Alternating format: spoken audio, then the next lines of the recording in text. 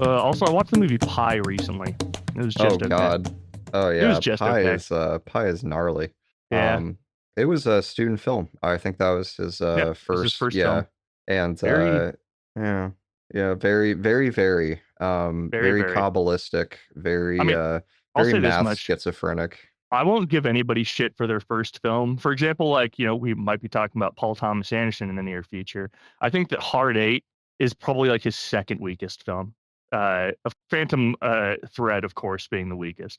But Yeah, I mean, I broadly agree. I thought Heart 8 was fine. I didn't think it was anything that interesting. it felt very Um, much like I watched Reservoir Dogs, like, and to me, like, and it felt like he was trying to emulate Quentin Tarantino. And granted, it's like I said, it is a good movie, and it does feel fairly original, but it definitely feels like Bobby's first movie. You know, yeah, I'm very suspicious of the people that say shit like Reservoir Dogs was Tarantino's best movie. I'm like, that is just that's pretentious.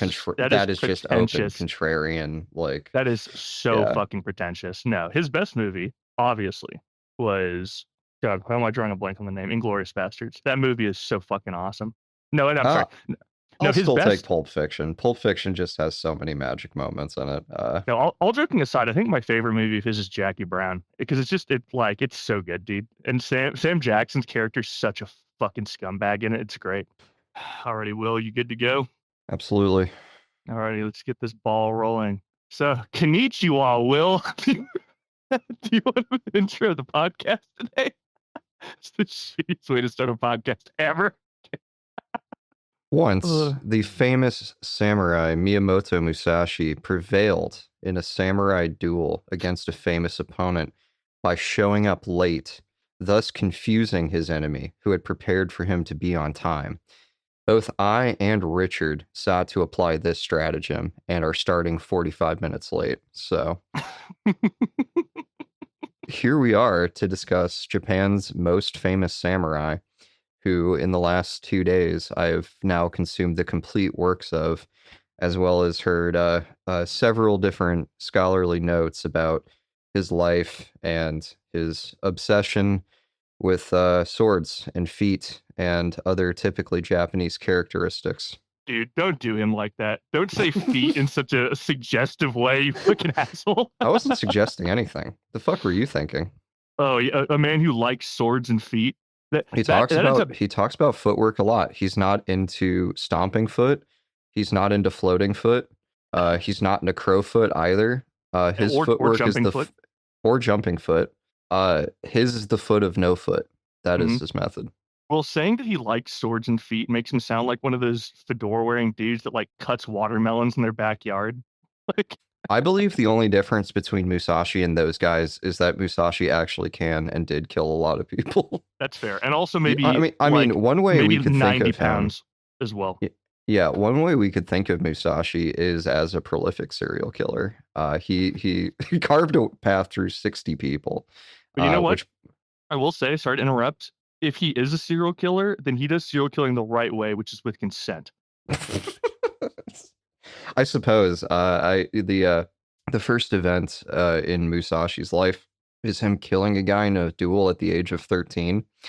And this was a very strange image for me because like I work in schools, and so I have a pretty clear picture of what 13-year-olds are like.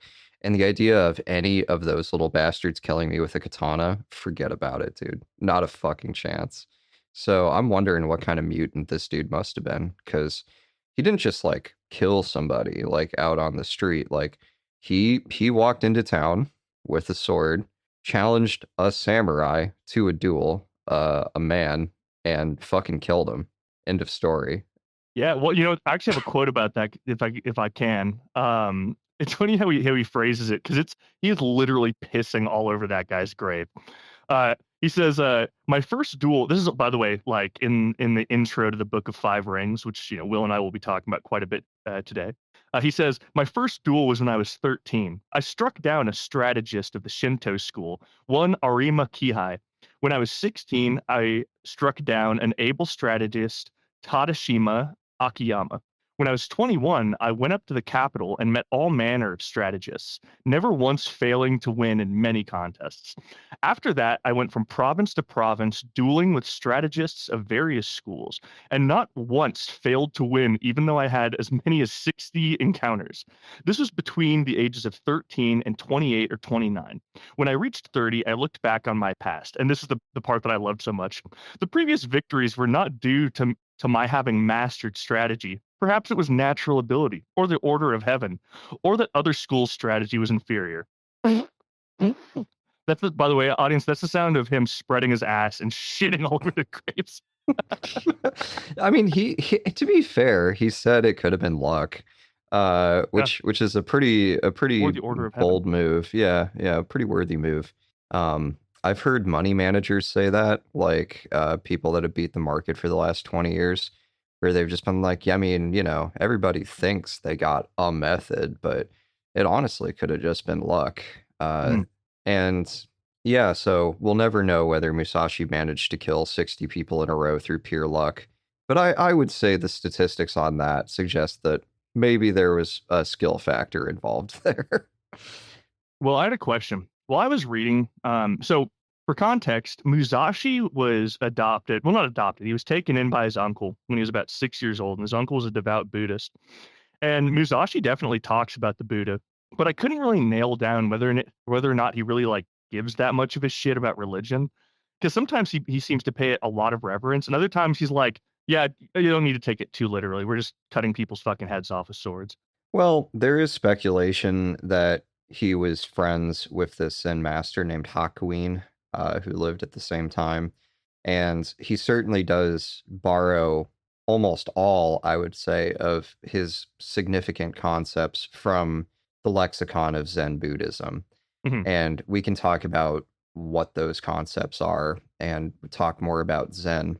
In fact, I think you should ask me some questions about Zen at some point in the podcast because that is, sort of the mold that Musashi grows out of. Like it'd be impossible to talk about someone like Charlemagne without an understanding of Christianity. Yeah, But we don't normally mention the doctrinal specifics of Christianity when talking about Charlemagne because we presume an Anglophone audience will know, the basic parameters of mhm. Christian religion.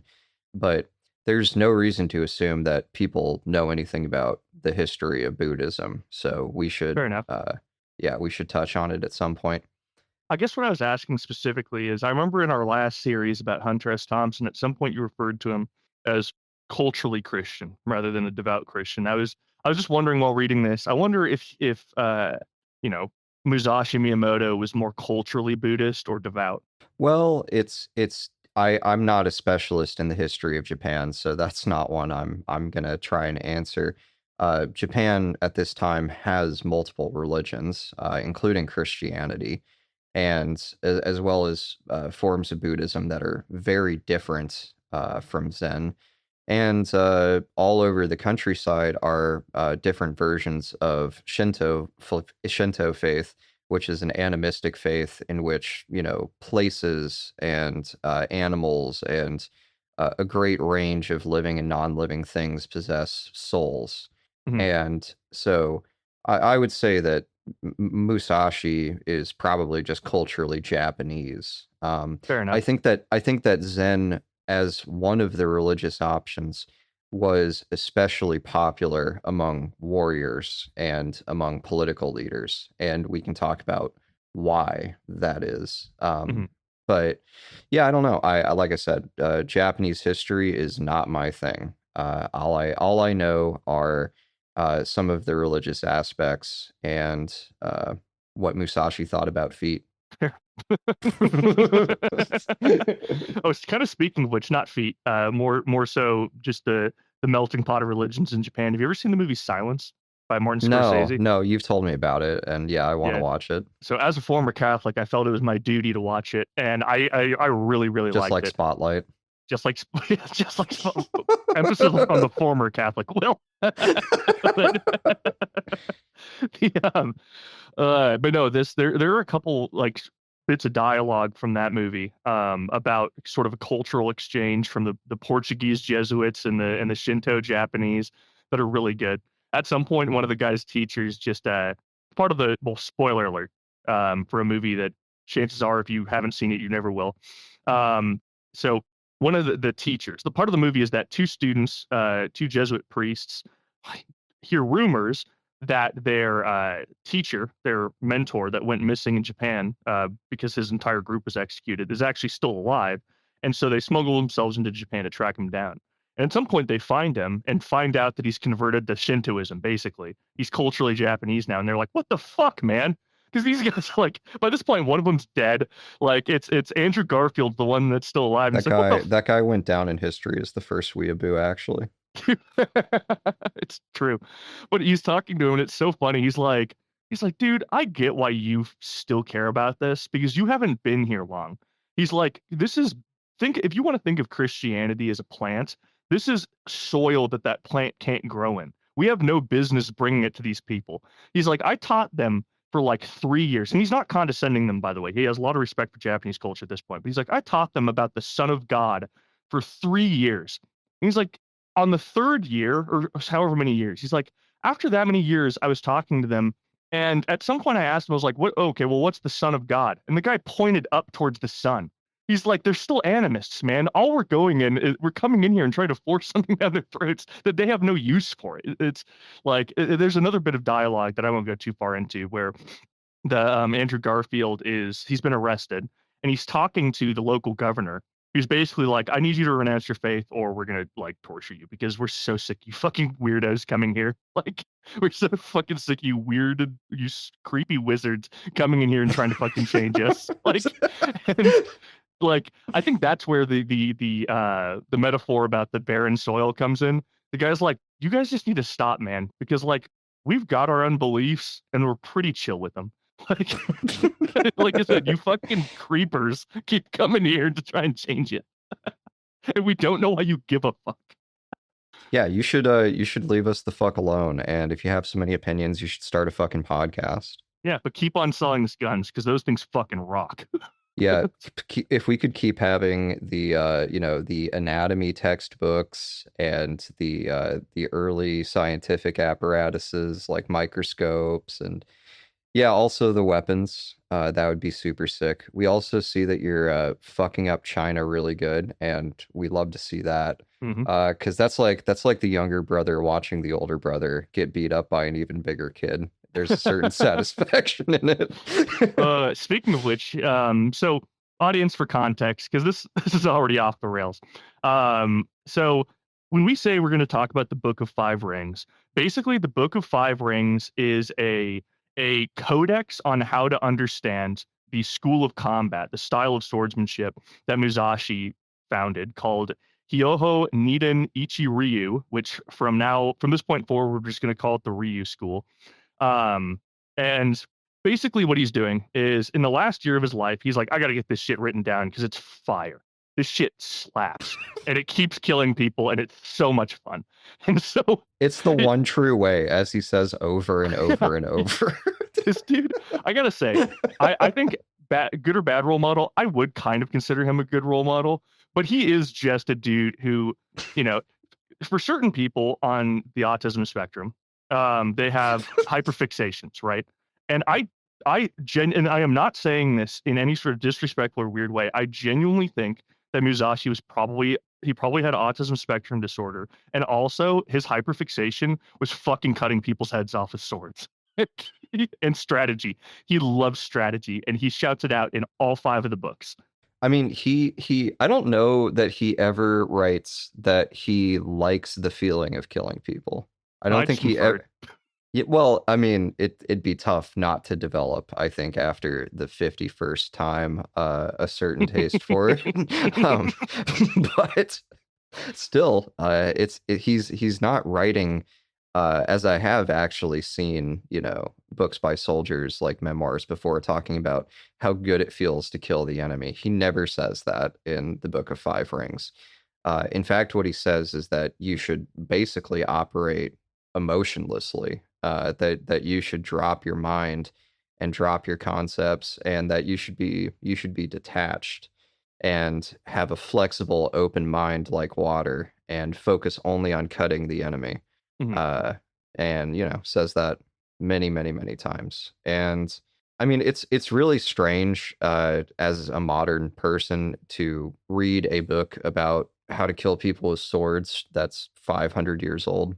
Um, Obviously, like there are going to be sections in here that, unless you are a fourth dan in Kenpo, you or sorry, a fourth dan in Kendo rather, Mhm. unless you're a black belt in sword fighting arts, is going to be basically entirely irrelevant to you. But there are also sections in between these long descriptions of how to parry a sword thrust, or how to move your feet, how whether you want a long sword or a short sword if you're in a house or in a field. In Don't you between mean these, don't you mean a katana or a wakizashi, dude? yes, thank you, yeah. I am going to attempt to use as few Japanese words as possible in this podcast, because I do not know any Japanese, and it's tough to decode this shit while you're shopping for groceries or driving to work. That's So fair. I'm going to stick mostly to the English here. But in between these long sections on different techniques for cutting your opponent's hands off, or dropping your shoulder and hitting them so hard that they fly back 10 to 20 feet, are little philosophical statements, assertions about what is important, or what matters, or what the general principle behind all these things is. Uh, and we'll talk about what Mhm. specifically those philosophical aspects are. I think I'll concentrate, I guess, on that part. And then, Rich, what is good for you in this book of Five Rings? Like, we can make fun of it and we can pull at its idiosyncrasies, but like, what did you get of value from this Okay, yeah. thing? So all jokes aside, well, before I get into that, I want to say something. You mentioned that there is a lot of him talking about just parrying and different sword techniques. I will say, for anybody listening, I'd still highly recommend reading the book. A, only 51 pages. You can finish it in less than an hour. And B, it's actually there is a lot of substance outside of that. The parrying and the techniques themselves, it's mostly just two of the books. It's mostly the Book of Water and Fire, which are the second and third ones. Outside of that, he does talk a lot about like well, he doesn't talk that much about the historical context of combat, but he talks a lot about strategy, and he talks a lot about well, here, I'll just get straight to answering your question. What I liked about it was hearing a warrior from the late 1500s, early 1600s talk about just his perception of what combat is, what being a swordsman is like, and also just hearing him shit on other schools. It was kind of fun. In the Book of Wind, that's the fourth one. I think part of my favorite part of the book is, I mean, the Book of Void is kind of interesting. That's definitely the most philosophical and esoteric part. But the fourth book, the Book of Wind, is dedicated to him comparing his style, the Ryu style, to other styles. And he talks about their limitations. And I say he's shitting on them. He actually goes out of his way to say, like, I'm not saying this to be a prick. He's surprisingly humble in certain areas because when he talks about what's wrong with these schools, he's not doing it because he's a door to door salesman trying to sell you Ryu. He's doing it because he practiced every single one of these schools and incorporated them all into his style. Because ultimately, the Ryu, to me, reading about Ryu, it's, for a lot of other schools, I feel like it would be comparing karate to kung fu or something. For Ryu, it sounds like comparing karate to mixed martial arts. Ryu is just a synthesis of everything Musashi found that worked. And I think he even says at some point specifically, like the purpose, the philosophy behind Ryu, at least specifically when it comes to combat, is to win. That's the objective. It's nothing else matters other than emerging victorious. And I think that's why he's comfortable saying things like, when you're fighting somebody, make sure your back's to the sun. When you're fighting somebody, stick to them and try to back them up into uncomfortable areas, like against a shelf or a door frame. I think a lot of people at the time might have perceived that as dishonorable or dirty. But Musashi, there's like, as much as we joke, there's not a whole lot of romance about combat. He's like, this combat is a tool that serves a purpose. And sure, it rocks. It is a way of life, and it will transform you in good ways if you approach it correctly. But ultimately, you do it to reach violence as a means to an end, to Musashi. I think that's what I liked about it, how surprisingly practical it was. Yeah, yeah, a very fair take. And I'm tempted to discount books by killers, and people that glorify killing.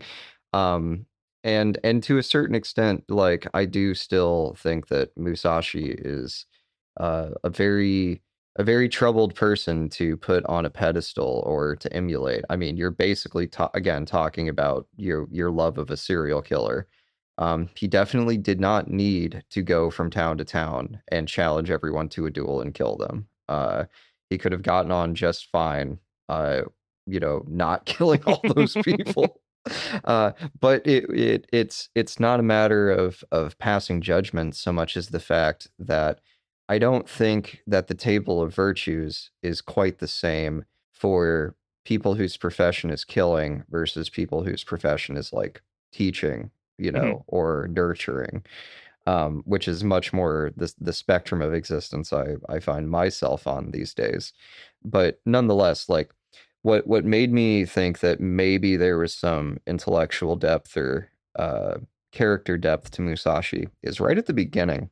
He talks about how there are, for normal people at least in Japan, there's four different ways of life. They are the samurai, duh, the artisan, the farmer, and the merchant.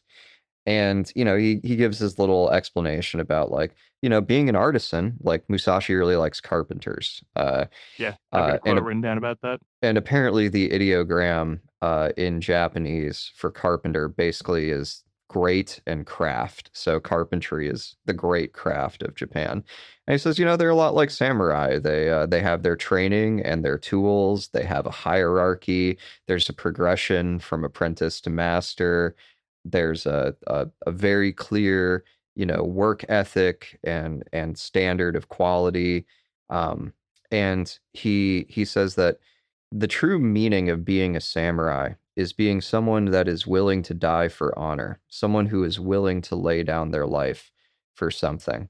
And he says, since all of these people, the farmers, the artisans, the merchant, everybody, since everyone does this, since everyone dies, right, and has the capacity to die for something, in the end, we're all the same.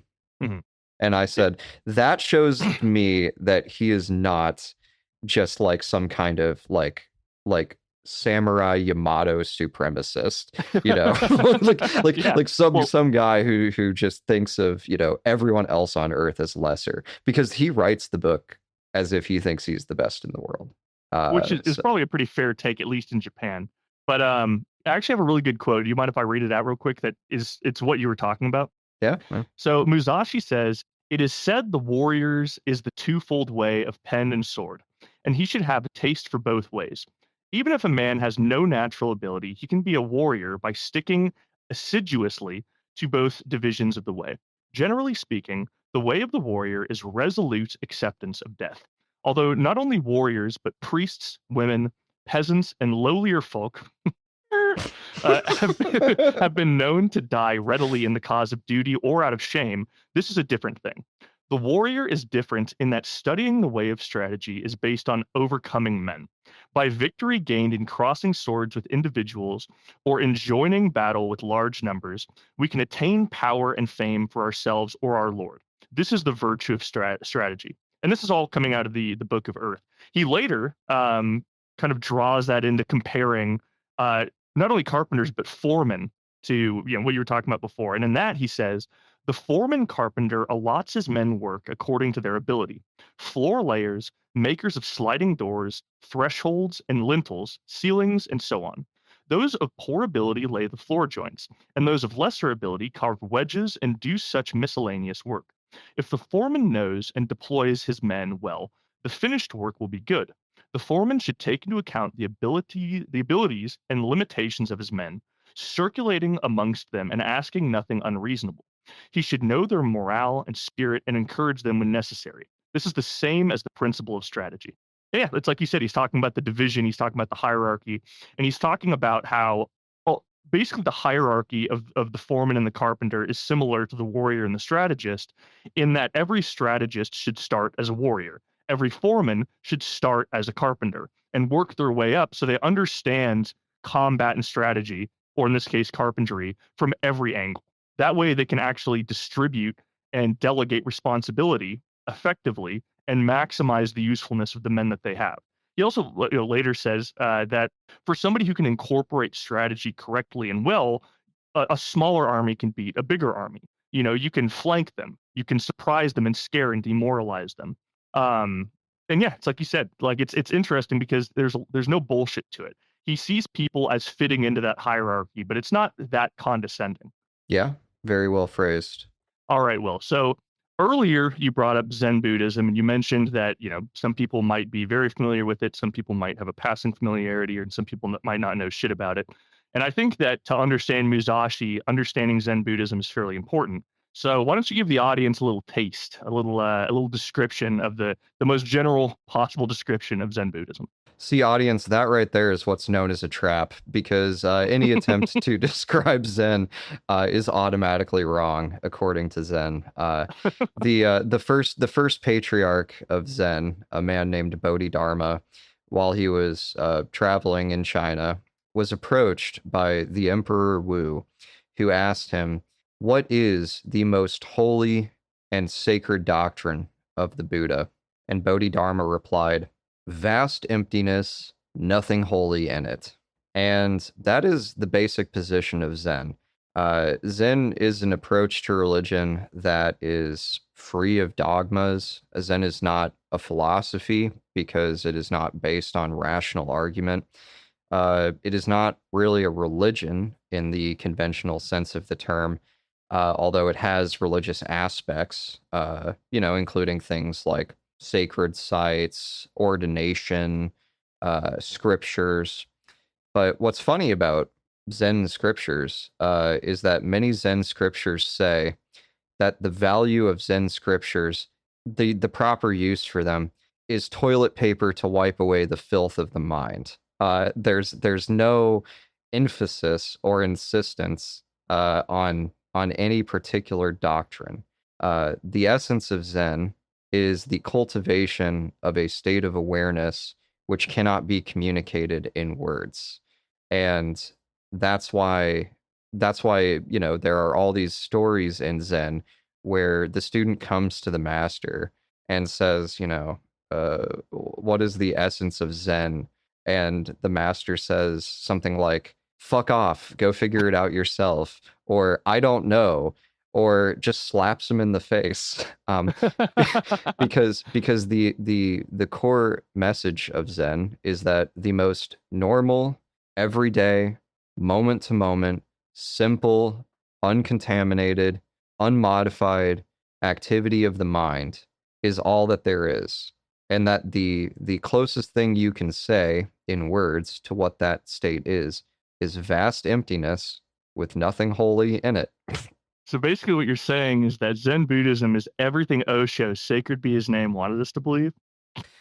I would say that Osho added quite a lot of spinning rims and custom paint jobs on this vehicle of the So what you're saying is he Mahayana. made it fly as fuck. So, for those who want a quick lesson, Richard evidently not among them. Buddhism begins in India 2,600 years ago, and it is not popular in India. It doesn't really take root there the way it will outside of India. Part of the reason why is because Buddhism is a major challenge to the caste system and to the ruling Hindu orthodoxy, which says that only Brahmins, only priests, are able to interpret the Dharma. The Buddhist point of view is that everyone has the capacity to live according to the Dharma, not just Mm. Brahmins. And Which there's is, more to that yeah, story than just that. But yeah. Well, it's kind of interesting because the Buddha came from the Brahma class too, or the caste. Sorry. Yeah, he was no, like the no, son. He was like the spoiled man-child son. And by the way, I have respect for Buddha. I'm not trying to diss him. At the time, he was the spoiled man-child son of a Brahma. No, he was a kshatriya. He was a warrior class. Oh, he His was. fa Yeah, so Hmm. his family, the Sakyas, one of the names of the Buddha is Sakyamundi, or Shakyamundi, uh, which means of the Sakya clan. So the Buddha's family was a warrior family that lived in the north of India and near Nepal today, and they were very rich and powerful. They occupied the same position in the social hierarchy that like a baron Hmm. would occupy in medieval Europe, for example. And their son grew up in a palace. And I'm not gonna reiterate the whole story of the Buddha here, but what matters is, like Musashi, the Buddha went from various schools to various schools, various masters to various masters, and all of them taught him something, but none of them taught him the cessation of suffering. Hmm. None of them were able to teach him how to overcome sorrow. And so he sat one night at the age of 30, I think, underneath the Bodhi tree and experienced the cessation of sorrow, the cessation of the illusion of duality, and then spent a very long period of time not knowing what the fuck to do with himself at all. And eventually, after at least a couple of weeks or a couple of months, came to the conclusion that he would have to teach this way to other people. Hmm. So that is the beginning of Buddhism as a religion. Now, like I said, it isn't that popular in India. In fact, it's persecuted almost immediately. One of the funny things about Buddhism is that the Buddha is one of the oldest people in history where, as historians, we're pretty fucking sure he's a real guy. We're pretty sure he existed. And the reason why is because in a lot of religions, they have the scripture as offered by, either that person or their followers. Um, but what they don't have is a lot of commentary from people outside the religion that they exist. In the case of the Buddha, there are all of these documents from the time period written by other aristocrats in the Buddhist society who write, letters and stuff to each other that say shit like, you know, this year the harvest was especially bad, so that sucked. Also, the Buddha and his gang of followers came to town and spent an entire year there. What? Wait, feel free to keep going. I have to go to the bathroom really bad. I'll just I'm wait, so dude. sorry, Will. I'll just wait.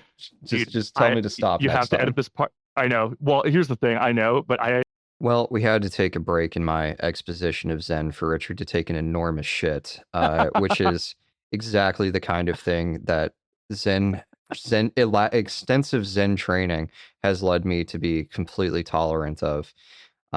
So I thank Roshi Richard for his lesson.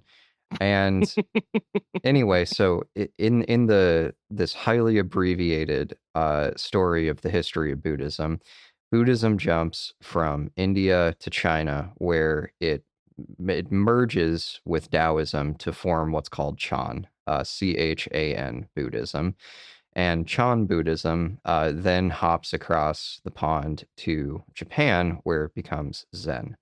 And if you want a fuller explanation of that and a way more eloquent one, you should look at DT Suzuki's book, Intro to Zen. It's available as an audiobook and it is very good. And also, Suzuki is not the only guy with an opinion on Zen. If you want someone who's a little more well rounded, you should read Roshi Joan Halifax, a more modern, balanced perspective, I would say. But regardless, so Zen becomes, through its marriage of Buddhism and Taoism, a religion for the absolute ascetic, the religion for the person who doesn't believe anything. And the essence of Zen is sitting down and doing nothing. That's right, meditation. In the Indian tradition, it's called dhyana, Dhyana, which means essentially concentration or seated focus. And so, what Zen teaches you to do is through the practice of Zazen, which basically means seated meditation or seated concentration, You settle down in front of a blank wall and you find a comfortable posture to sit in. Although many Zendos still use the what's called seiza, which is a kneeling posture, also common in like Japanese martial arts. Like when I did Aikido for 3 years in college, we had to sit seiza a lot, and it's it's easier for women because of the shape of the hip, but for men to sit that way, it absolutely does something to your knees and your hips and your ankles. But regardless, you sit kneeling, sometimes with a cushion, sometimes without, facing this wall, and you don't do anything. You sit and you breathe and you clear your mind. And by doing this process in conjunction with koans, which are the impossible Zen riddles, like what's the sound of one hand clapping, or does a dog have Buddha nature, or if a tree falls in the forest, does it make a sound? And the way these riddles work is that they're given to you by your Roshi, and you're told to go and meditate on them for like a week. And then after a week, you come back, and the Roshi says, "How about that koan?" And basically, what happens is if it looks like you are stopping to think before saying the answer, the Roshi hits you with a big fucking stick and says, "Go think about it for another week." If you are asked the question and you just blurt something out, if you just have a total spasm without any thought whatsoever, the Roshi goes, perfect, you've done it. Because the point of the koan is to break through dualism, is to break through what Suzuki calls the system of logic and particulars that has been central to Western thought, and come to a direct experiential awareness of the present moment and of, as Bodhidharma said, the vast emptiness with nothing holy in it. And that is the point of Zen. And it became extremely popular among the warrior class in Japan because the warrior class in Japan was made up, of sword fighting samurai who the difference between life and death, the difference between, victory and defeat would take place in, the blink of an eye. Like if you watch Kendo, which is the sort of modern martial art form of fighting with swords that it descends directly from the samurai tradition in Japan, those matches are over fast because it only takes a moment's hesitation, the tiniest flicker in your consciousness before somebody slices you straight down your face with a giant sword.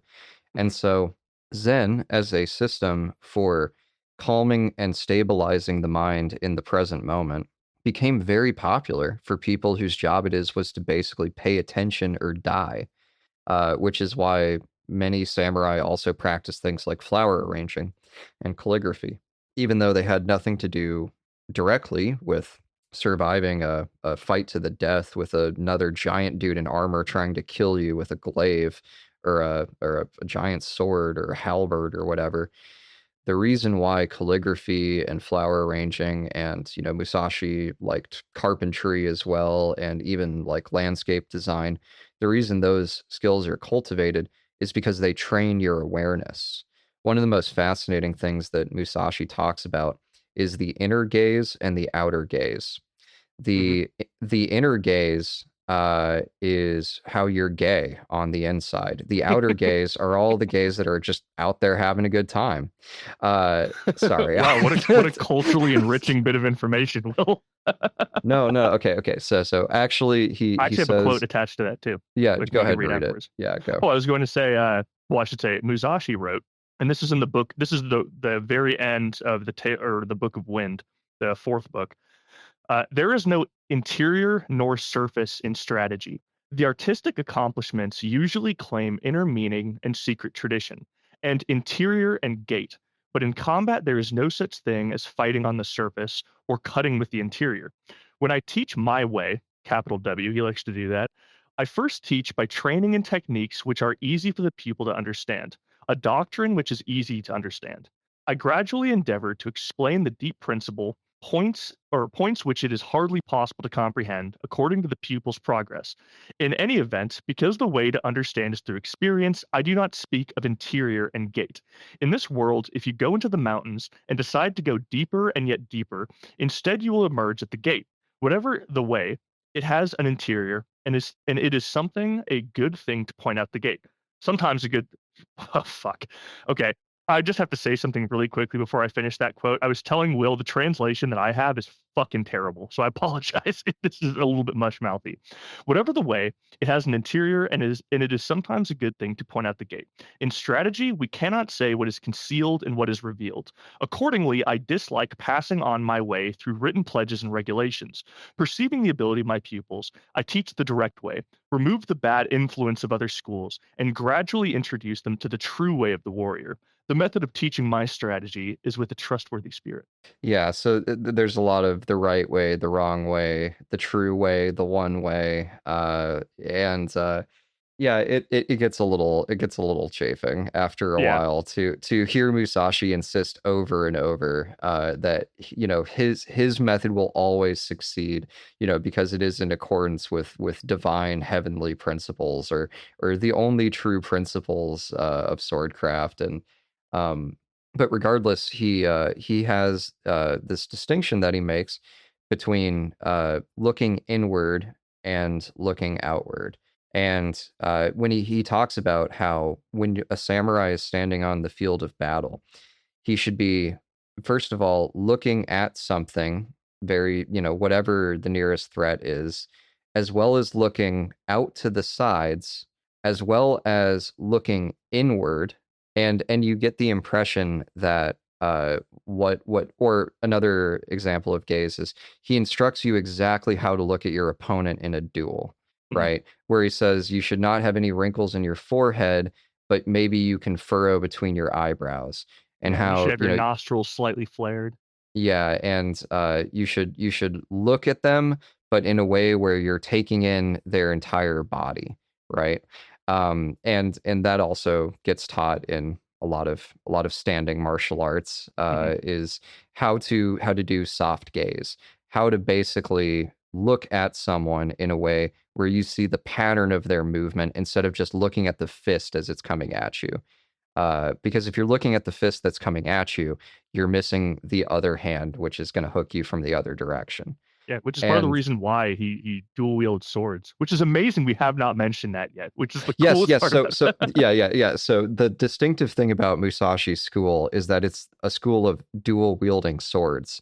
He took the Oh. General Grievous approach to winning a fucking sword duel. So he holds a short to medium length sword in his left hand, and then the standard long katana in his right hand.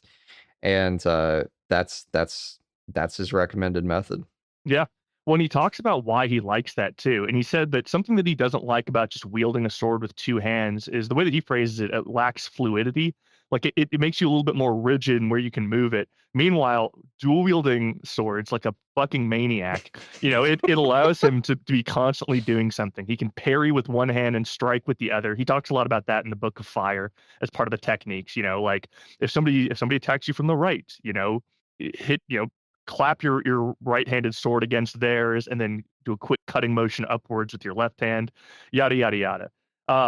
It's oh fuck, what was I gonna say? There was something very profound that was gonna blow people's minds. But whatever. Pick up, Will. Keep going while I think about it.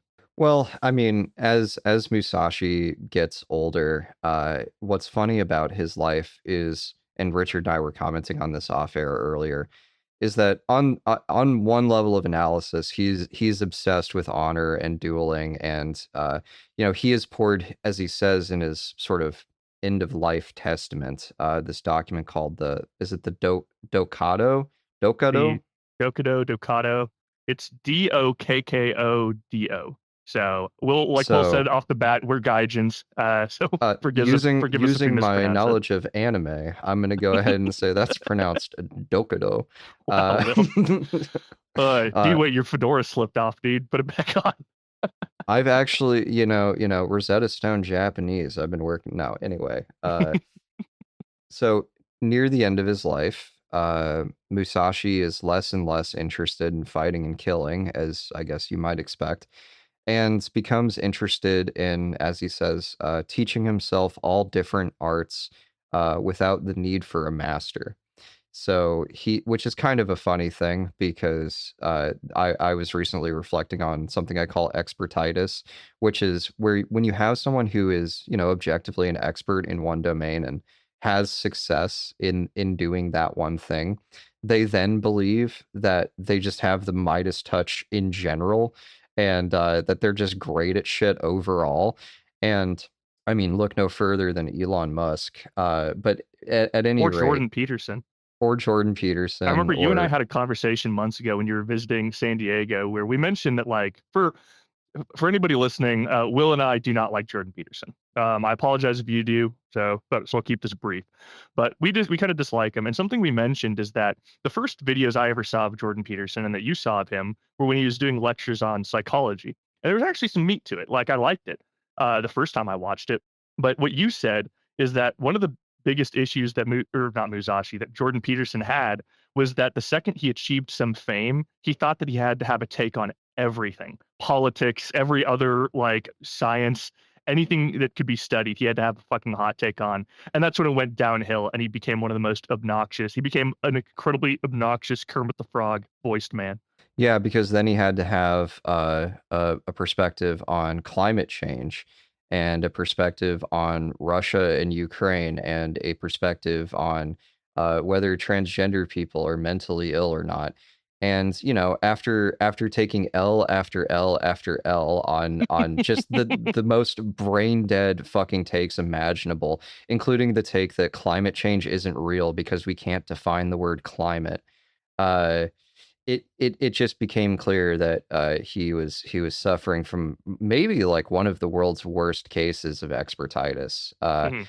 Because I remember this moment during, I think I'll even dub this in just for fun, but during one of his lectures about the Bible, he gets up there right at the beginning and he says, "I want to read this letter that I got from a woman where she says that the other night in an ayahuasca vision, I appeared to her and her spirit guide told me that I was here to instantiate the divine masculine principle on earth at this time." Dr. Peterson, you appeared in one of my ayahuasca visions, and I asked her, "Who is Jordan Peterson? What is he doing?" Which is something I'd really like to know as well. And she responded with crystalline clarity, quote, "Here he is here to invoke and initiate the divine masculine principle on earth at this time."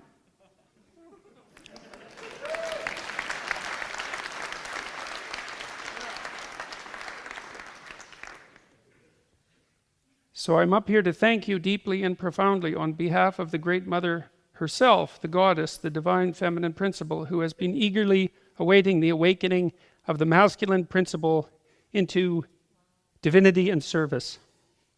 So, get a letter like that every day. And ever since that moment, Jordan Peterson has conducted himself as if that is completely true. And that is Dog. a big part of why he has gone so badly off the rails. Okay, audience, if you want to see somebody leap over his head and slam dunk a basketball right through the hoop, watch the debate that he had with Slavoj Žižek. It's so awesome. He comes up. I've never been able to even bring myself to watch that. The opening line is one of the best things I've ever heard. Which Jordan Peterson comes up, and he's like, "Whoa, okay, Bucko, to prepare for this, I did quite a bit of studying and reading. I read the Communist Manifesto, and that's the only thing you read. And for context, audience, other books have been written since then, arguably better ones that have a perspective on communism. Not saying that. Well, who gives a fuck? Whatever.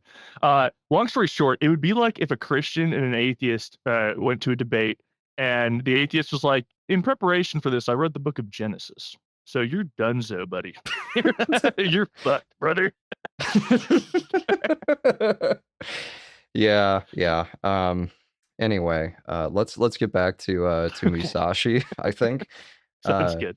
But no, I mean, one thing I liked about Musashi, and one thing that I thought was potentially salient, is that as soon as he got the chance in his life to stop killing people for a living, he turned immediately and started doing art, started doing calligraphy, flower arranging.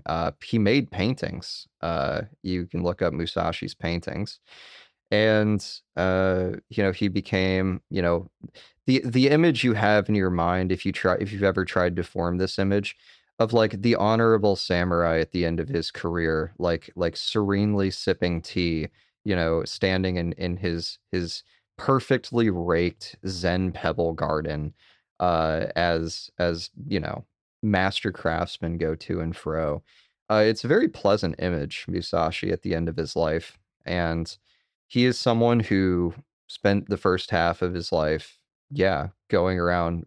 They wouldn't have had a term like this, and it's interesting to try and apply it, but as either a serial killer or a self-promoting mass murderer, or as just, the an honorable warrior seeking renown. And then he spends the back half of his life essentially founding different schools, giving advice to rulers, leading armies as a commander. Like near, even I think in his 50s, he fights his last battle as a general, and gets a little bit wounded by apparently someone threw a rock and it hit him in the shin.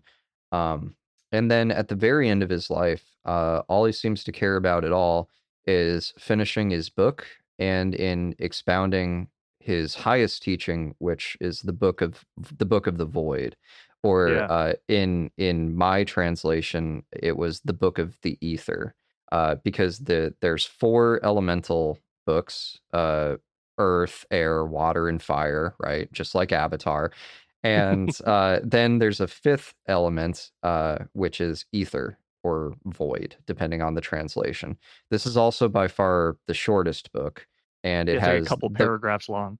it has the fewest specific claims, but we'll read it at some point. Richard, what did you think of the book of the void, or the book of the ether?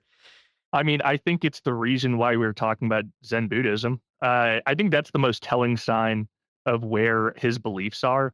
Like, I've got a quote here, if you don't mind me reading it, that stood out to me. Yeah. He's talking about in this quote. Uh, this is kind of the moment where you realize that the way that he's been talking about is pretty deeply Buddhist. So he goes, until you realize the true way, whether in Buddhism or in common sense, you may think that things are correct and in order. However, if we look at things objectively from the viewpoint of laws of the world, we see various doctrines departing from the true way. Know well this spirit, and with forthrightness as the foundation and the true spirit as the way. Enact strategy broadly, correctly, and openly.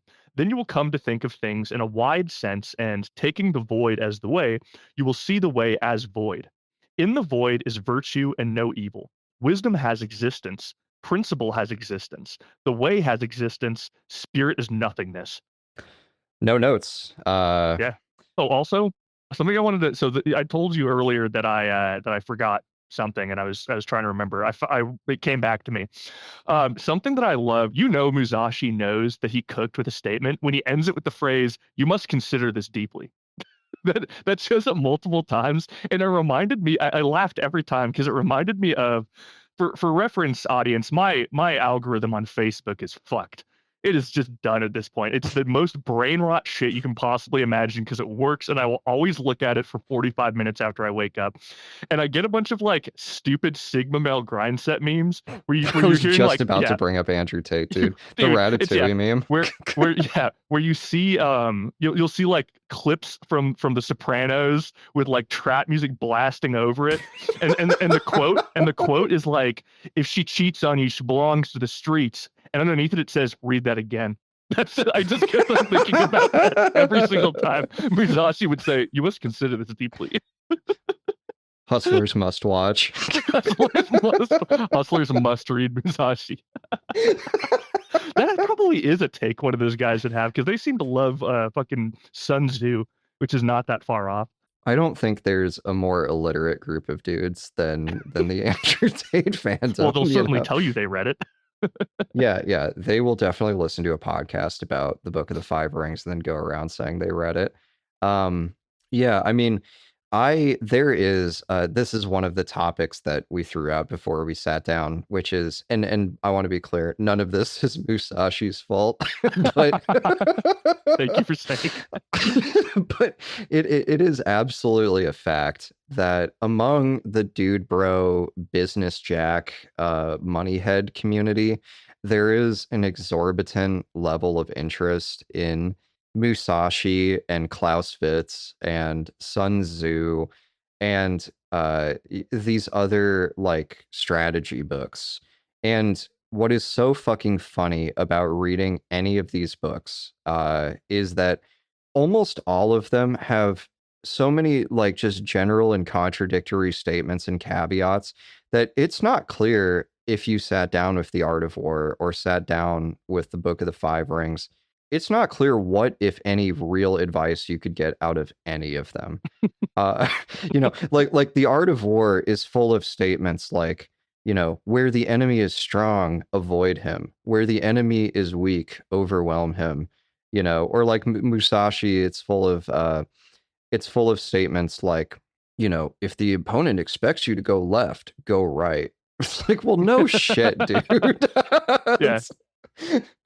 So there's a lot of very very sagacious sounding like no shit advice in all of these strategy books. And that's not to say that there's no point in reading them. The first line of The Art of War, which is something I think about all the time, is all warfare is deception. And that's an interesting concept in and of itself, because I broadly group violence and deceit and aggression in one cluster, and truth and love and peace in another cluster.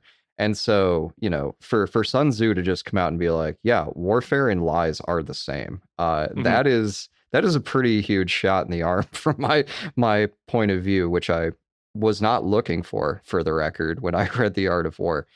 But what these books also are is fodder at every business school for people that are preparing to become the vice president of operations for ExxonMobil, to go out there and have some kind of fancy or esoteric sounding framework for why we don't have the budget to equip the offshore drilling rig with fire extinguishers this year, or whatever. it's like, well, it's not just because we want numbers to go up, and if people die, we're insured against that. It's because, according to Clausewitz, to pre-position in advance of a disaster is already to operate as if the disaster has occurred, and therefore to accept defeat. Just like, I'm making that example up, but that is really like how these guys talk, both to each other on the internet and in the boardroom. And it is so cringy. Like, it is a form of business autism that has always made me laugh. Oh God. Yeah. When I was going to college, I went to the University of Chicago, and I also started a business, and while I was an undergraduate, and as a result, I was basically required to take a handful of business courses. There's this meme where it shows the three different operating systems: Windows, Apple's Mac OS, and then Linux. And Linux is like the inside of a fighter jet. Windows is like the inside of a regular car, and then Mac OS is like the Fisher Price, like yellow and red plastic car. And that is basically how college courses are. STEM courses are like the inside of the fighter jet. Humanities courses are like the dashboard of an SUV, and business classes are like the most knuckle dragging, mouth breathing excuses for college courses that I have ever taken. They're literally like, read 15 pages a week, and at the end of the class, you will write one essay about whatever you want. And we're just going to stand up here and do PowerPoints and then get drunk after class and network. So, those are the kinds of that's if you go to a frat, that's what everybody's majoring in. Yeah.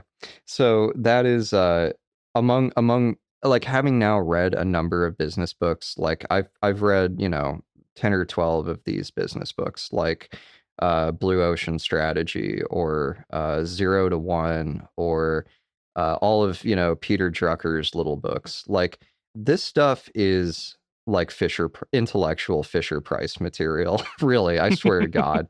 And so it is telling to me, in a certain sense, that the money heads out there are really into this stuff. But and what's even funnier about it is that in the Dokudo, in Musashi's final testament before he died, where he basically sums up his life legacy and what he lived for. Uh, One of the things that he says, and it's strongly implied that he's extremely proud of this, is that he never in his life gave way to greed.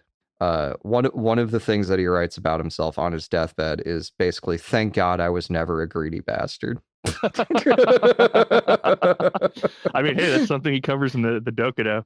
Yeah. Man, I will say, what I was thinking about while I was reading the Dokudo, and reading a bit about Zen Buddhism. Never, and you can cut this out if you need, Ted.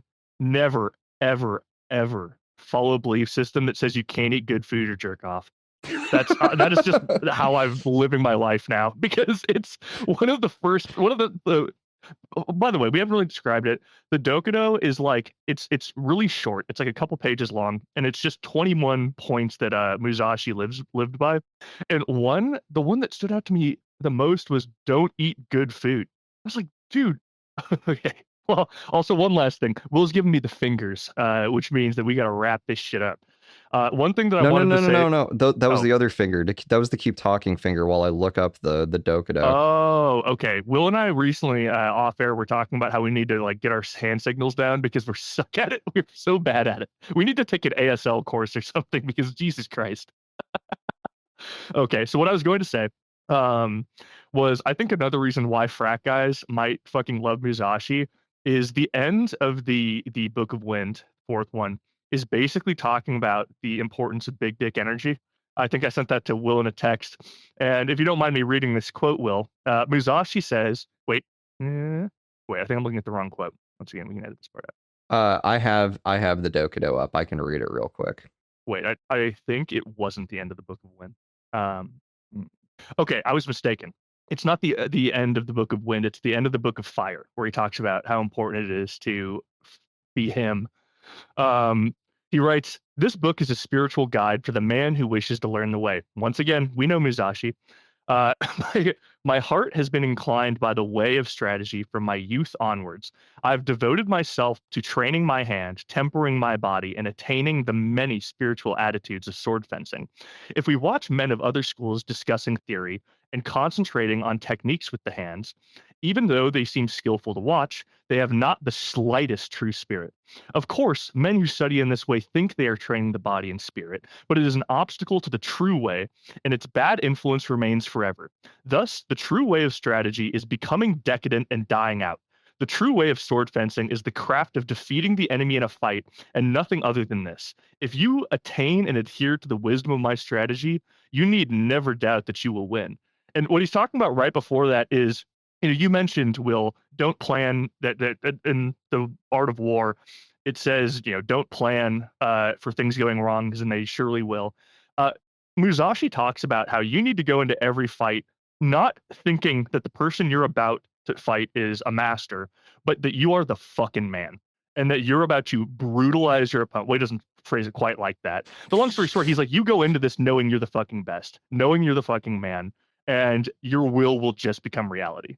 Yeah, I mean, there's certainly kind of a divide here between different disciplines, because as Musashi says, like, what makes being a samurai different from being the artisan, the merchant, the farmer, whatever, is it's all about winning. It's all about overcoming. It's about two men conquering men is Yeah. the precise way he puts it.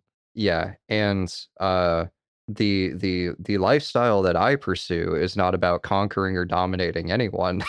The lifestyle that I pursue is the lifestyle of collaboration, and cooperation, and making things.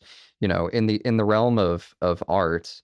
Wait, It's really not. quickly, sorry to interrupt. Musashi did make things. He made widows, Will, Yeah, and orphans. and orphans. Don't forget that. Uh, Widows and orphans.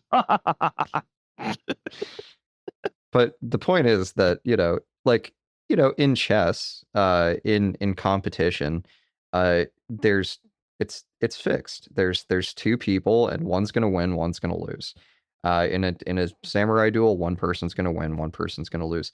In the world of art, it's cumulative, not competitive. Works of art enhance one another. They don't stack on top of, or eliminate, or degrade or devalue others. And so, like, this was my big objection to Musashi's attempting to universalize his method. It's like, there is a certain set of virtues that are appropriate to you if you want to kill other human beings in warfare and in duels. And there's another set of virtues if you want to create things and to nurture things, and to help things grow and experience peace and tranquility. But I think near the end of his life, Musashi started to realize that, and that's what stuff like the Book of Ether is, and the Dokudo, which is the last thing that he wrote before he died. So, like, this is a super quick read, so I just want to read through these principles. Is that all right? Yeah, do it. Okay. So I've now seen two translations of this. There's one translation where he basically says, I have done this, and then there's another way of translating it where he says, you should do this. And so this translation, the one I found on the internet real quick, is the you should version. But the one that I read, which is written by, a real Musashi scholar, it's a series of I statements. Like, I don't do this, I don't do that. So here we go. Anyway, there are in all 21 precepts. I have left out a detailed description of some, as to me they are self-explanatory. So, in no way should one act contrary to the great future that you have before you. Principle 2, don't try and look for an easy life. 3, don't harbor a prejudice or have an attitude about everything. Consider your superficiality and have profound thoughts for others. Forget about human desire. Never have regrets about oneself or what you have done. There should be no mind of enviousness in right or wrong. Never have a mind of adherence and attachment to things. There should be no thought of bearing a grudge. There is no time for thinking about a love life. One should not have likes or dislikes for things. Do not have a preference for a particular home. As for the choice of delicious food with relation to society in general, also no preference for food. That's your bummer part. One should never let future generations become attached to old weapons. Forget about human desire again. You know what? This is bullshit. This translation sucks. I'm taking this out. Okay. This is garbage. I don't know. I thought it was you were doing decent. What do you dislike about the translation? Well, I've heard the other translation. The other translation is just way fucking better. First of all, this translation literally has repeating lines in it, which I know for a fact are not in the Dokudo. But anyway, No, whatever. well, it's funny. I was having the opposite reaction listening to it. I was looking at the one that I read, and I was like, speaking of Fisher Price, Jesus. Like, mine's like, accept everything just the way it is. 2, don't seek pleasure for its own sake. Like, Richard, give me a little more smoke on Musashi while I try and hunt down my version. a little more smoke on Musashi. What do you want to know? What do you think about him killing all those people, man? You know what? I'm going to be honest. I think that bothers me a lot less than it bothers you. Like, I think I joked about it, but the truth is, like, I don't see him as a mass murderer necessarily. Like, when I think of murder, I think of killing an innocent. Musashi was a warrior and who fought other warriors. It's not like he walked up to some pregnant woman and tossed her a sword and was like, fucking try it, bitch. Like, I dare you. I want it so bad. No, he challenged other warriors, mostly people who had some acclaim, and who claimed to be good warriors. You know who Musashi reminds me of? I don't remember his name, but there's a martial artist in China he's like a mixed martial artist. He's kind of a Musashi in that he just takes what works and trains. And he's like, you know what? I'm gonna go find these quote unquote martial arts masters and show them how bullshit their schools are. Of course you're winning. You're artificially handicapping all the people you're fighting. Like, let's see with no holds barred, like who wins, me and you. And he whooped all their asses. He came in and was like, I'm gonna show you what no bullshit looks like, and fucking slapped the books right out of their hands and threw a football at the back of their head. Like, and that's kind of how I see Musashi. It's well, you know what? It is mixed though, because I know that Musashi was a general. Like he wasn't just a showman. And I do know that in more practical war, horrific things happen to people that didn't ask for it. So from just reading about the duels, those don't bother me. And I don't know enough about his experience as a general, whether he condoned like pillaging and shit. I'd probably have to read more into that to have like an informed opinion of that side of his character.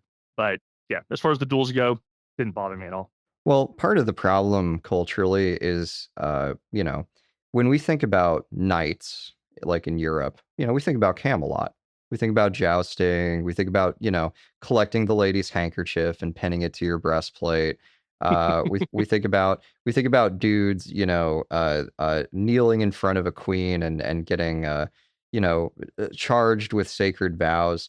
We don't think about a bunch of drunk 300-pound dudes rampaging through, little towns in France, raping women and children and burning shit to the ground. Similarly, like with samurai in Japan, we don't think about mass slaughter. We don't think about mass rape. We think about Musashi, Mhm. nobly and courageously standing up to all his foes and vanquishing them one by one through the unsurpassed application of the supreme art of combat strategy, and then retreating to his castle and practicing his calligraphy. And so it's like there were probably knights that were as honorable as the knights in the Camelot story, and there were probably samurai who really do conform to the sort of image of a samurai that you get from reading Musashi, but not most of them. Most of them were Uh, the middle age equivalent of Blackwater mercenaries. you know what? What I mean, I guess it's not that funny. So someday, audience, I want to do a Genghis Khan series, but it's going to require more research than I've done so far. So we're holding that off for later. But it's funny because even when you read about Genghis Khan and his earlier days, like in the Secret History, like the stuff before they broke out and invaded China, um, they don't really gloss up the horrible shit he did. Like you read Musashi, and like you said, it's very pretty, but ultimately I don't know what he was like in person. And I don't know what he was like outside of his own book, which is obviously pretty biased. But yeah, for Genghis Khan, he's like, yeah, write that shit down, dude. We cooked.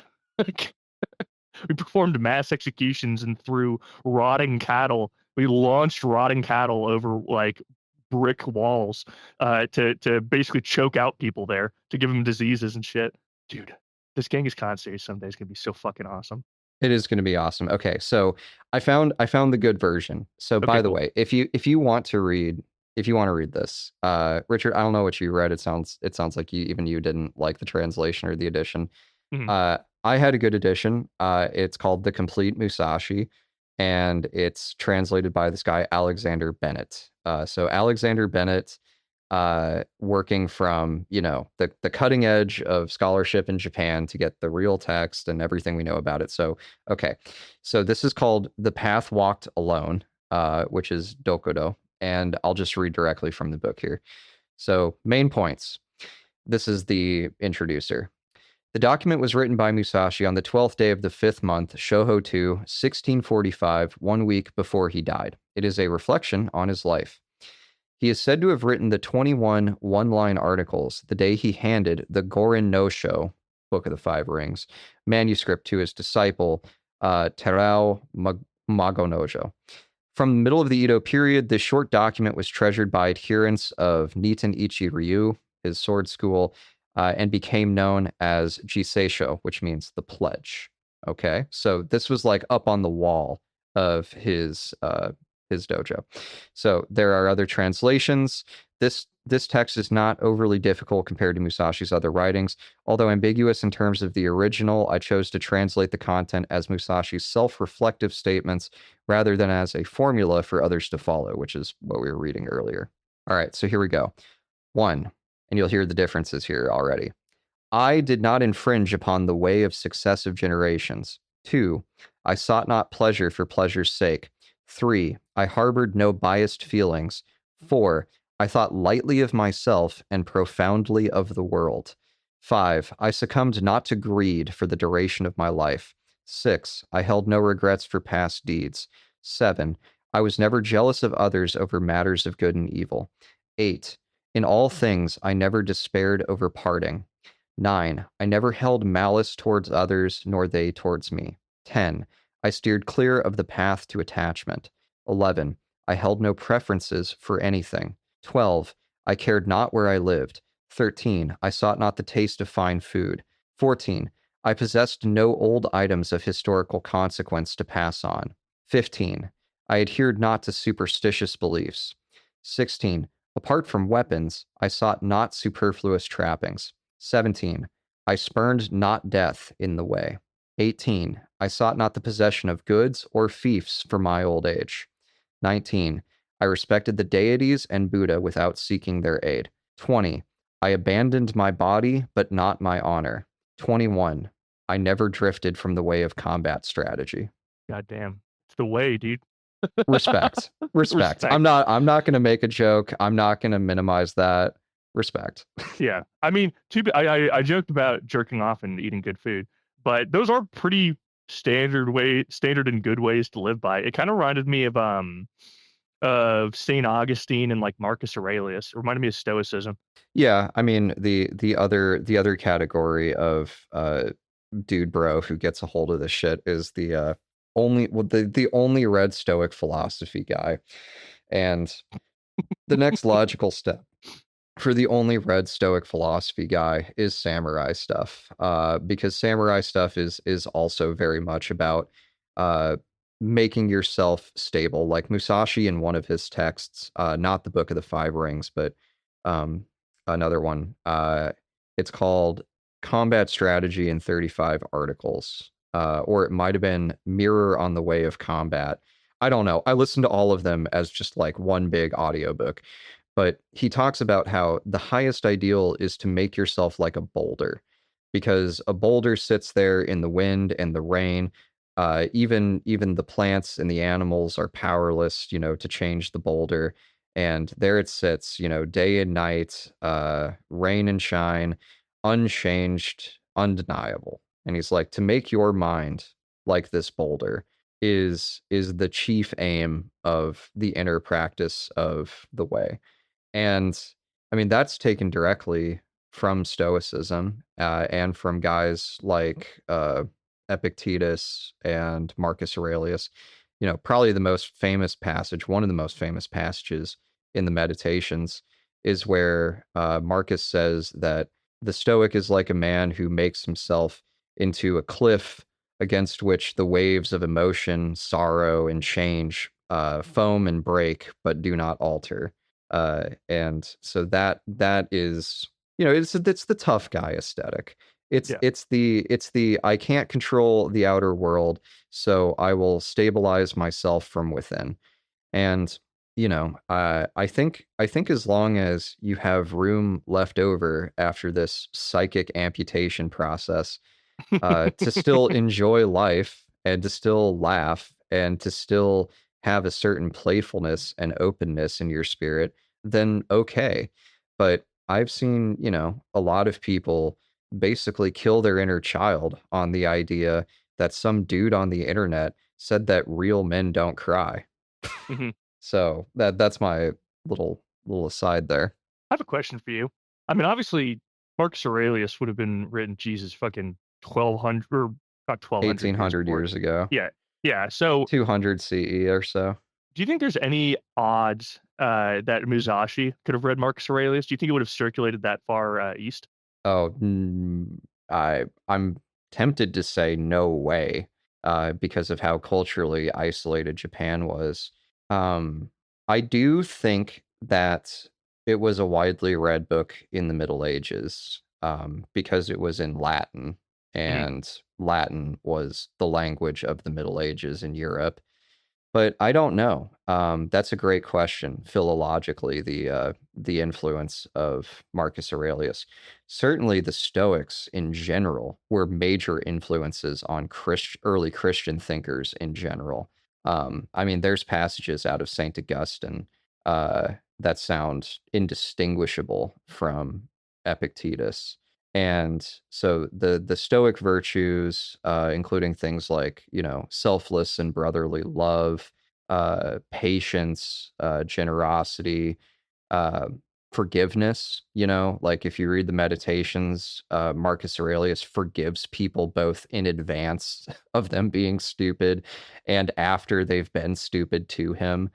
And so the Stoicism has a kind of ethical overlap with Christianity that is pretty easy to achieve, where they are both ethics of resignation in a certain sense, and patience and generosity, and cultivating a certain detachment from the cycle of fortune in the world.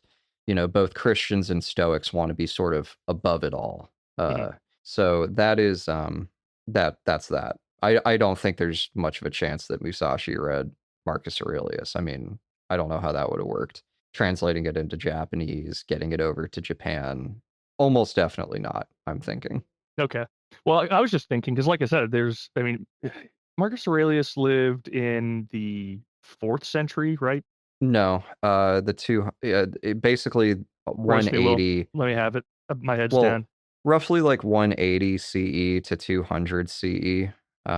That's when Marcus Aurelius was emperor, Okay. and that's also when he wrote the Meditations. He was a philosopher before he was emperor. He, as he says, donned the robe of the philosophers when he was 13.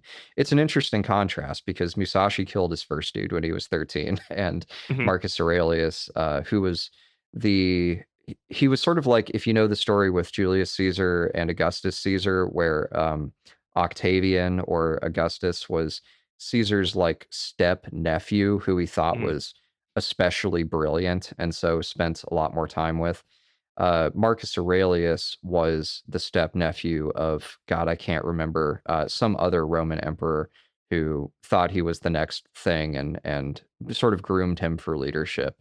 Mhm. But Marcus never wanted to be a leader, which is probably why he was one of the most remarkable leaders in history. And what he wanted to be was a philosopher. He wanted to walk in the footsteps of Plato, and he studied with the Neoplatonics, and he studied with the Stoics, and he basically renounced fame, fortune, and power at the age of 13 in order to pursue wisdom and virtue. And that's what taking the robe of the philosophers meant when you were 13. Another fact about Marcus Aurelius that is really tantalizing is that he participated in the Eleusinian Mysteries, which was a rite that was held every year for like a certain level of the rite. There were two levels to the Eleusinian Mysteries: the lesser mysteries, which were done every year, and then the greater mysteries, which were done, I think, every 4 or 5 years. And Marcus Aurelius participated in both the lesser and greater mysteries. And he was actually responsible for fixing up the temple where the Eleusinian Mysteries was performed. At the head of an army, he killed the fucking barbarians that had overran Eleusis, and spent basically his own money to have the temple repaired. And then when the temple was repaired, he was the only non-initiate ever to enter the inner sanctum.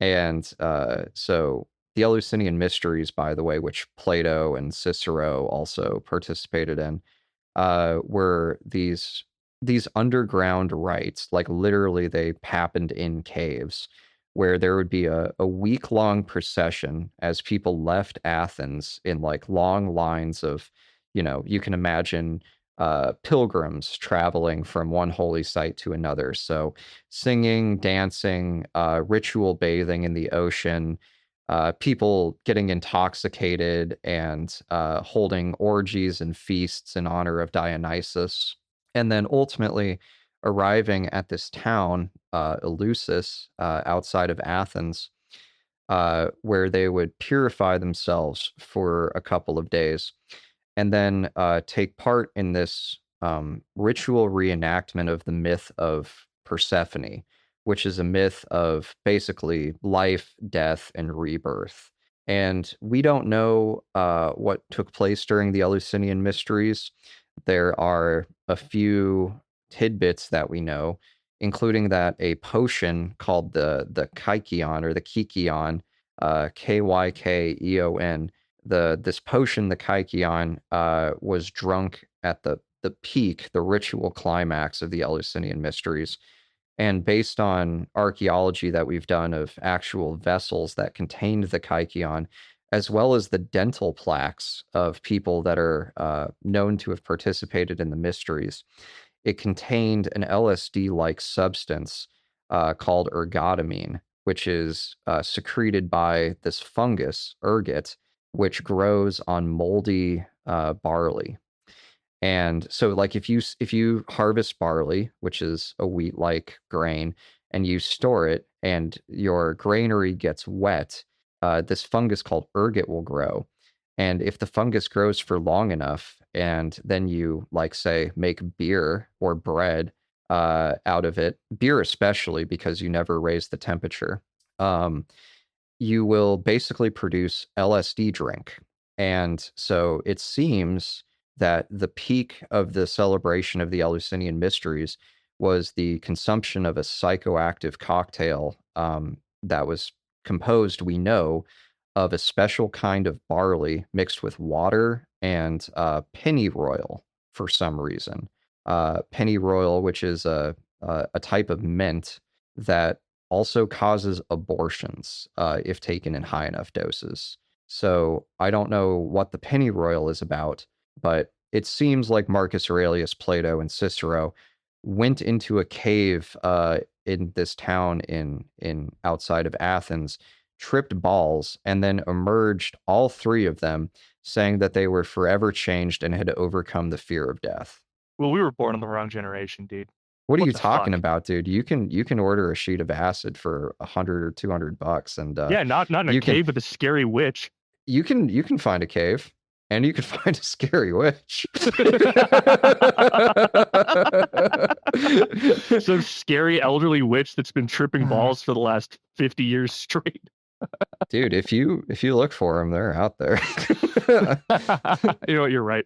You know what They I don't was live in thinking? caves. That's inconvenient, but Early on, they you said exist. something about early on you said something about Marcus Aurelius, and it made me think about what I was doing at the age of 13.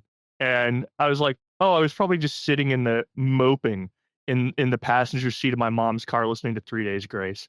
Meanwhile, these guys are taking like pledges and becoming monks and shit and No, I philosophers. I was really thinking about this because, Musashi killed his first guy when he was 13. In Spartan society, the age of manhood is 13. That's the age when you can, like, go off to war, get married, and have a kid. In ancient Rome, it was 14, right? Um, so, it's a society of kids that are way tougher and way less intellectually and culturally sophisticated, right? Yeah. Well, I think So it's you're also. I'm sorry. I was just going to say. I believe it's also just a society where there are initiation rituals and stuff. In a weird way, I think that's kind of like psychologically important because I don't. They talk about that in Fight Club, right? And obviously, Fight Club is criticizing, um, like traditional masculine culture. But when I first read it when I was younger, one thing that did stand out to me is that we have no initiations, male or female. I mean, some cultures still do. You'll have like quinceañeras and shit, but fuck, dude, I didn't get one. You didn't get one. No, I mean, we had Boy Scouts, Boy Scouts which did rock though. yeah, That was a good experience. yeah, I'm very happy about my Boy Scout experience. If I hypothetically had a kid, I would see about signing them up for Scouts. But yeah, I mean, it is true in general that we have gone through a desacralization of culture. Like we have subtracted the sacred from the world over time. And it's a process that Nietzsche was writing about 150 fucking years ago, with the death of God and so forth. It's a process that has been going on for a very long time. And one of the reasons why is because we've become less dependent on ritual for survival. So, um, if you think about a hunter-gatherer society, or you think about a Bronze Age civilization, right? Like if it rains the wrong way, that could kill 1,000 fucking people right there. Hmm. Right. And so there is a never-ending feeling of just being just totally exposed to the gods, right? Like all the different myths of, the principal deity, whether it's Zeus or Ahura Mazda or some other, Middle Eastern, lightning and storm god. Like just smiting people with fucking thunderbolts, right? And it's the reason that people evolved those myths, is because they wanted to be able to tell a story about how it felt to live at a time when you could just get fucked any day of your life by Hmm. anything, right? A bunch of barbarians come down from the hills and they kill and rape everybody. There's a bad rainstorm and it destroys all of your crops, which means you'll be starving for the next year. On and on and on. And these were also societies where, because of this, what you could call just exposure, let's just call the overall effect of it exposure, high exposure societies, high danger. You had to fucking stick together. You had to have friends. You had to have relatives. You had to have people in your clan. You had to get along with your neighbors, because if you didn't fucking cooperate, like you're fucked. You're Hmm. toast. You do not have the resources to make it on your own. Uh, and so there was a very strong community just from that. Second, there was no such thing as school or education. When it's time to be educated as like a Platonic philosopher, like if you're an upper class, man, or child, a boy in ancient Athens, and like you're destined for leadership or politics, your education consists of following a smart guy around. That's it. You know, and that was for the lucky people. The unlucky people, they got put to work on the fishing boats when they were fucking 8. And Hmm. that's all they ever knew. But regardless, these high exposure societies, they had community, they had religion, because I mean, when life's that tenuous, you've got to fucking believe in something. Hmm. Like that statement, "There's no atheists in the trenches," right? Hmm. The whole world was a trench 3,000 years ago.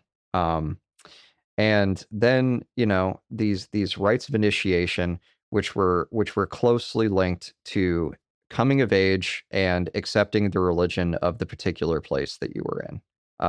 So, in our fragmented society, we don't have that. And for a lot of us, the only initiation that's left, the only true initiation that exists anymore, is psychedelics, because psychedelics are the only guaranteed method to experience, I don't know, what you could call the realm of the numinous, or the bardo experience, or the life death rebirth experience, or there's no words to The describe. Akashic records. Yeah, there's no word to describe, what it's like to peak on LSD or mushrooms. Um, but it is revelatory for Yeah. sure. Well, Uh, it almost feels like being a child again and seeing things through entirely new eyes. Both like very high peaks of happiness and also high peaks of just terror as well.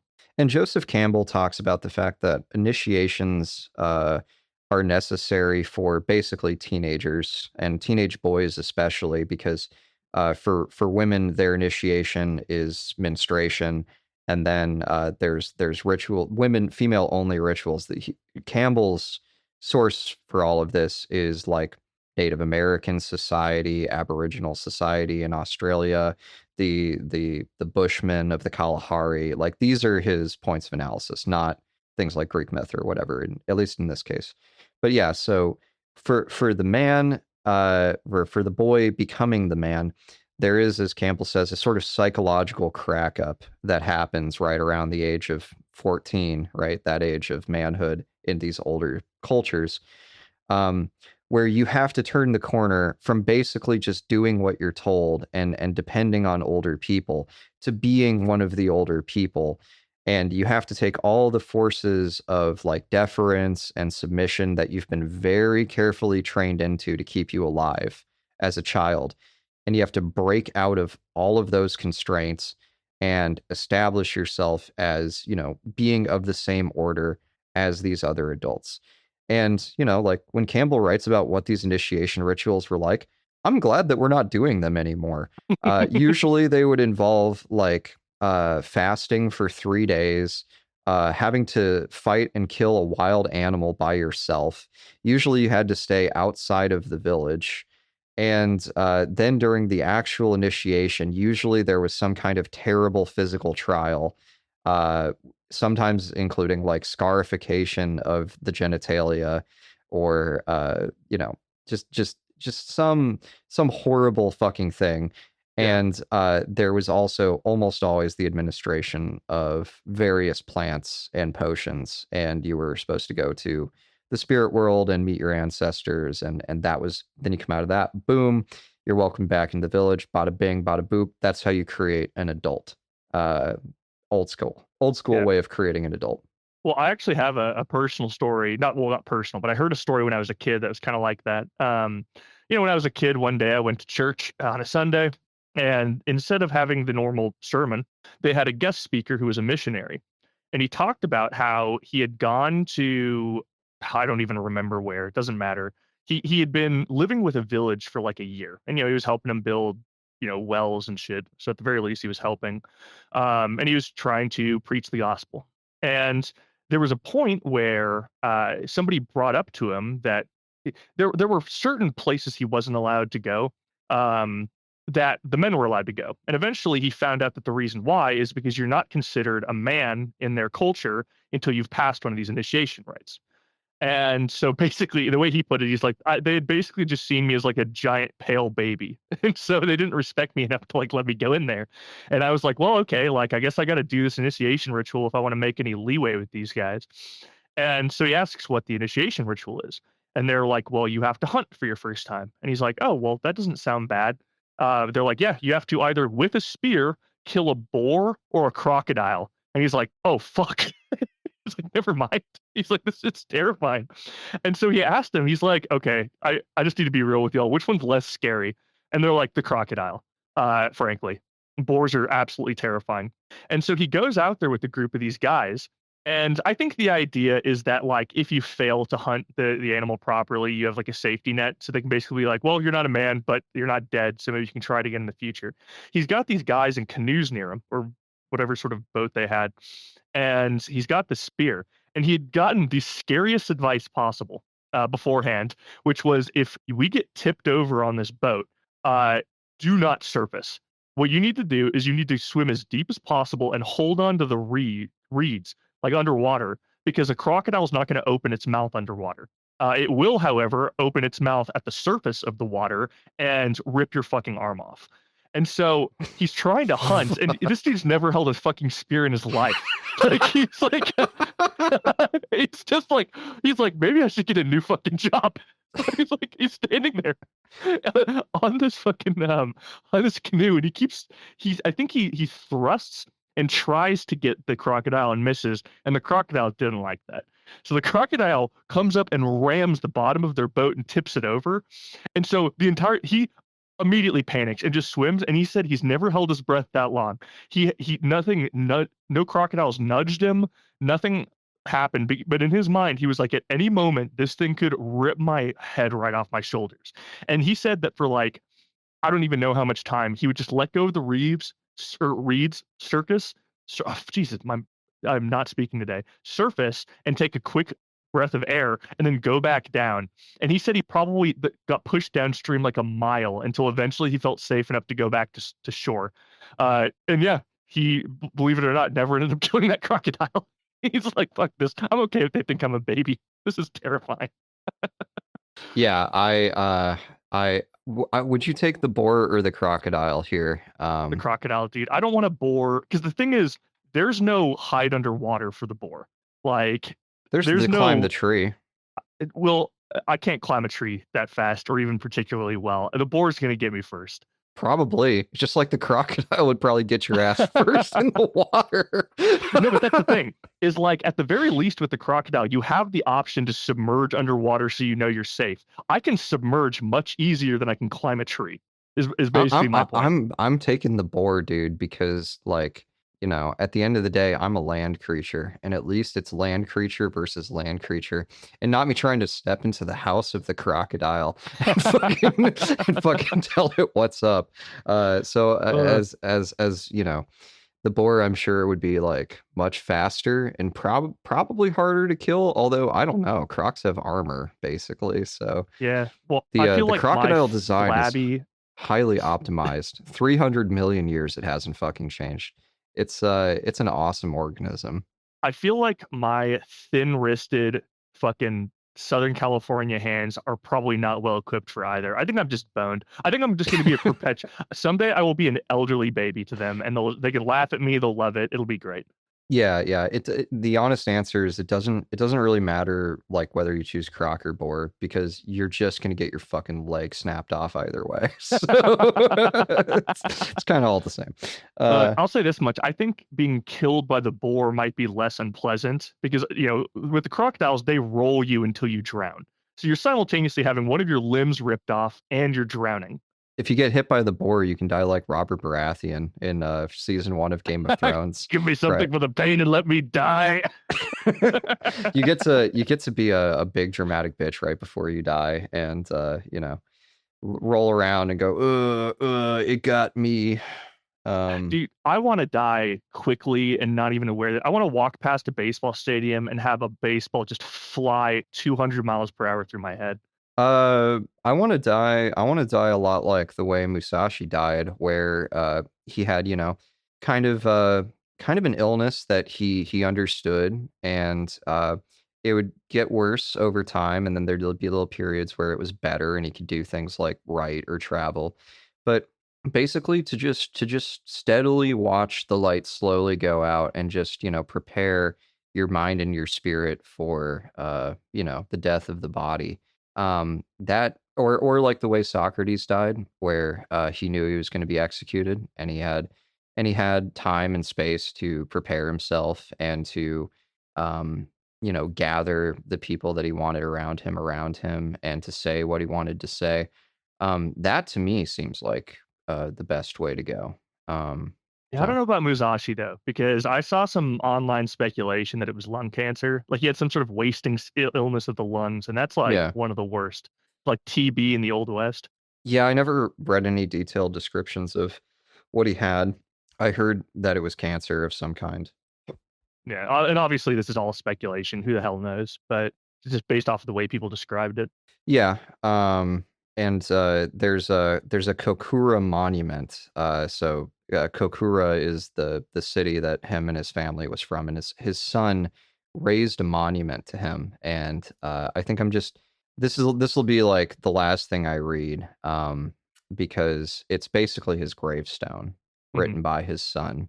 But before we do that, before I wrap the episode up, do you This have episode any? is brought to you by Sattva Luxury Mattress. Never mind.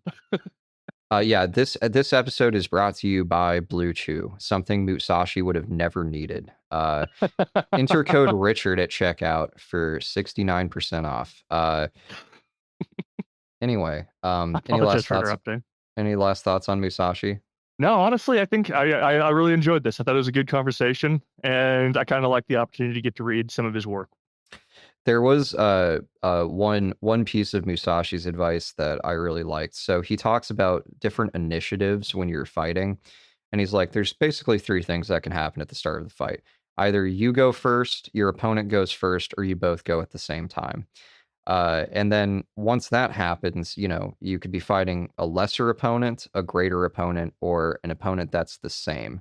And he says, if you both attack at the same time and you're both basically on the same level, then you should use what I call the strike from the void.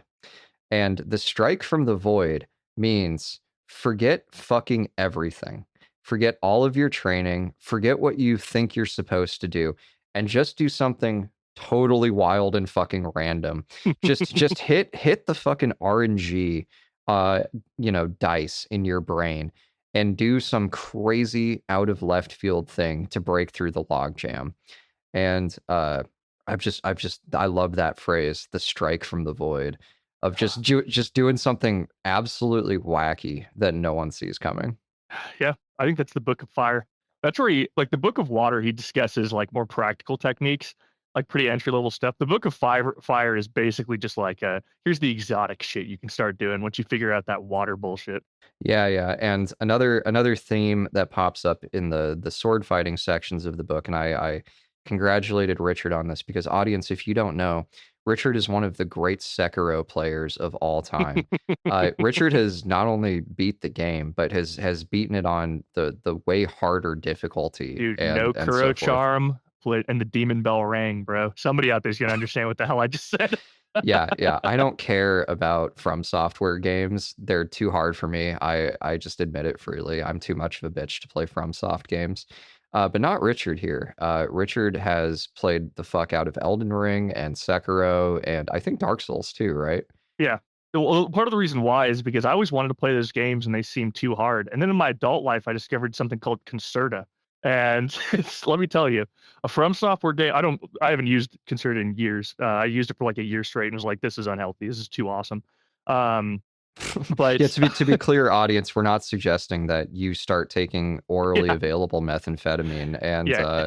you know, I playing remember you video were the one who games. talked me into stopping because you're like, you're just gonna fry your dopamine receptors.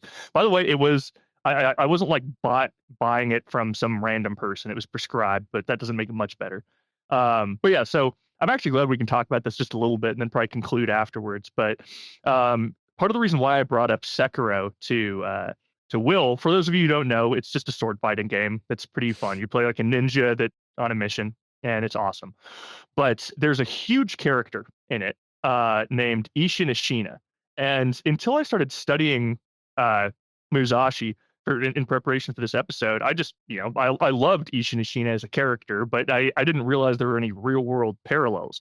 And after reading this, I've realized that, oh, of course, Musashi is a major influence on Ishin Ishina. Like Ishin Ishina has his own school called the Ishina School of Sword Fighting, and the big point of it is that really just at the end of the day, you do this to win. There's nothing flashy, nothing pretty. There's nothing underhanded or unfair. You do whatever you need to win. And in fact, there's another quote from him that reminded me of something you read earlier, which is he tells basically you, the player, like, remember, hesitation is defeat. And that's kind of how you end up playing that game. But what I realized is that Ishin Ashina is basically an alternate history of Musashi, where instead of retiring and becoming an artist, he decided to rebel against his province and found his own kingdom and just be locked into combat well into his adult life. I have absolutely no idea what the fuck Richard is talking about, but for the the Sekiro players out there, I hope that made some kind of fucking sense. What I wanted to compliment Richard on, and also the makers of Sekiro, is Richard, who also is a drummer, basically says that Sekiro, which is this samurai ninja sword fighting game, is a rhythm game. Yeah. Like Guitar Hero or whatever. And it'd be unusual for a fighting game to be that much of a rhythm game, although, like I play a lot of Smash, and that certainly has a rhythm to it. But Musashi in the Book of the Five Rings emphasizes over and over different rhythms of combat and how to count, almost musically the movements that the opponent is going through. Like he has these sections where he says, like, on the 1 count do this, on the 2 count do that, on the 3 count do that. And in the more broad section, he says something like, as you pursue the way of combat strategy in all aspects of your life, and this is the exact quote, you will find the most rational rhythm for every moment. And I'm like, ooh, the Mm. most rational rhythm for every moment. Yeah. So Well, to draw another drum parallel, I kind of liked when he was talking about rhythm and stuff. He also brought up how when a swordsman trains, you should be able to wield a sword with two fingers. And I believe the fingers that he meant by that were the thumb and the pointer finger. And that kind of was a parallel to what my drum teacher used to tell me about the drums, where with the drums, you should be very loose and you shouldn't like grab them, like clutch all of your fingers around them. You should just keep it nicely pinned in between your thumb and your pointer finger. That way you can you use less energy and it just sounds better. In fact, like if anybody who doesn't play the drums out there wonders how a drummer does a drum roll, that's how. You keep it loosely in those hands and you just kind of like gently tap both of the drumsticks against the snare drum, and by holding it loosely, it allows it to bounce a bit. And that's how it gets that real fast, real consistent sound. And I think that that's I don't know if Musashi was intentionally drawing a comparison to how you hold a drumstick, because I know that they had percussion instruments there. But yeah, I don't know. I just liked that. I think that I'm surprised I hadn't brought it up earlier. I think that part might have been my favorite part of the book, just because of the comparisons that I drew in my mind. Yeah, for me, I liked the philosophical aspects, the Zen aspects. Like to say one thing. So, uh, in Musashi's epistemology, in Musashi's Ooh. way of thinking about the truth, um, the person has two hearts. What he calls a heart of intent and a heart of perception. And, if you slow down and think about this, you can kind of grasp what he's getting at, which is there's a part of your mind that senses the outside world, and there's a part of your mind that makes plans and judgments, right? And he says that in a duel, right, in the context of a samurai duel, uh, you should have your heart of perception wide open when the enemy is approaching, right? So, and your heart of intent quiet. So, in other words, when the duel is starting and you're basically staring at each other and maneuvering, you should have your eyes wide open and your mind basically blank. And then when striking, you're supposed to switch. And basically, you choke off your perception as you commit to the swing and you just think to yourself, cut the enemy, right? Um, and I thought it was interesting because then he talks about what you should do outside of combat. And he says that the heart of perception should be ample and the heart of intent should be small. And it's like another Zen saying from the second Zen patriarch is that the great way is not so difficult for those who have no preferences. And there was that line in Dokudo about, I haven't been biased, I haven't been prejudiced, I have not leaned to one side or the other. And, as an experiment, the next time that you go out to eat, try to have an ample heart of perception for the food that you're eating and a small heart of intent. The heart of intent is the part of you that's like thinking about the emails that you've got to answer after this and whether you think the food is good, or whether it was worth the price, or, some memory that you might have had or something that you want to do in the future. If you tamp that down and make room for what you're experiencing, see what happens. That's all I'm saying. Yeah, there we go. That's a little challenge to the listeners out there. Yeah, yeah. My Mm. 30-day Musashi challenge, which That's is Will's homework. to break another one of Musashi's rules and enjoy some good food while you know, perceiving it amply in your heart of Mm. perception. Anyway, so I'm gonna read now the Kakura monument. So the main points, this is again the translator. This monument was erected by Musashi's adopted son, Miyamoto Iori, in 1654. It is located close to the site where Musashi dueled with Ganryu Kojiro in 1610. Because it was erected less than 10 years after Musashi's death, it is considered comparatively reliable in terms of its account of his career. Here we go. Looking up at heaven, the combat strategy of ultimate reality and harmony, even in his death, endures forever. Monument to the late Shinmin Musashi Genshin Niton, master of swordsmanship beyond compare, descendant of the Akamatsu clan of Harima. He died on the 19th day, 5th month, Shoho 2, which is 1645, in Kumamoto, province of Higo. On the 19th day, 4th month, this monument was reverently erected by his faithful son. Taking one's chances and adjusting to circumstances are characteristic of one who has mastered the way of a distinguished general. Studying tactics and arduous training in the martial arts are preconditions for men of war. Who was it that walked the dual path of the brush and the sword, whose hands danced in the fray, whose spirited name and honor preceded him? A great man from Harima province, he referred to himself as Musashi Genshin Niten and was a proud descendant of the Shinmen, a scion of the Akamatsu clan. As I remember, born with a magnanimous spirit, he concerned himself not with trivialities, as he was an extraordinary man. He founded the school of swordsmanship, which used 2 swords. His father's name was Muni, an expert in the jite, the truncheon. Musashi followed his father and practiced the martial arts unremittingly day and night while ruminating on the principles of the jite. He learned immeasurable things, recognizing that the humble jite had many unexpected benefits far greater than that of the sword. Nevertheless, the jite is a weapon not often carried. Compared to this, 2 swords are always worn at the hip. Therefore, utilizing both swords can be just as advantageous as the principle underlying the jite.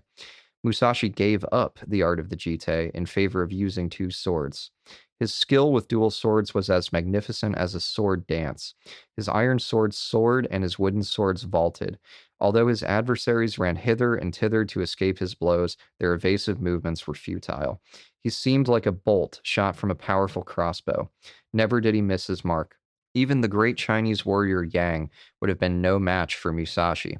His skill in swordsmanship was sublime, and courage emanated from his very being.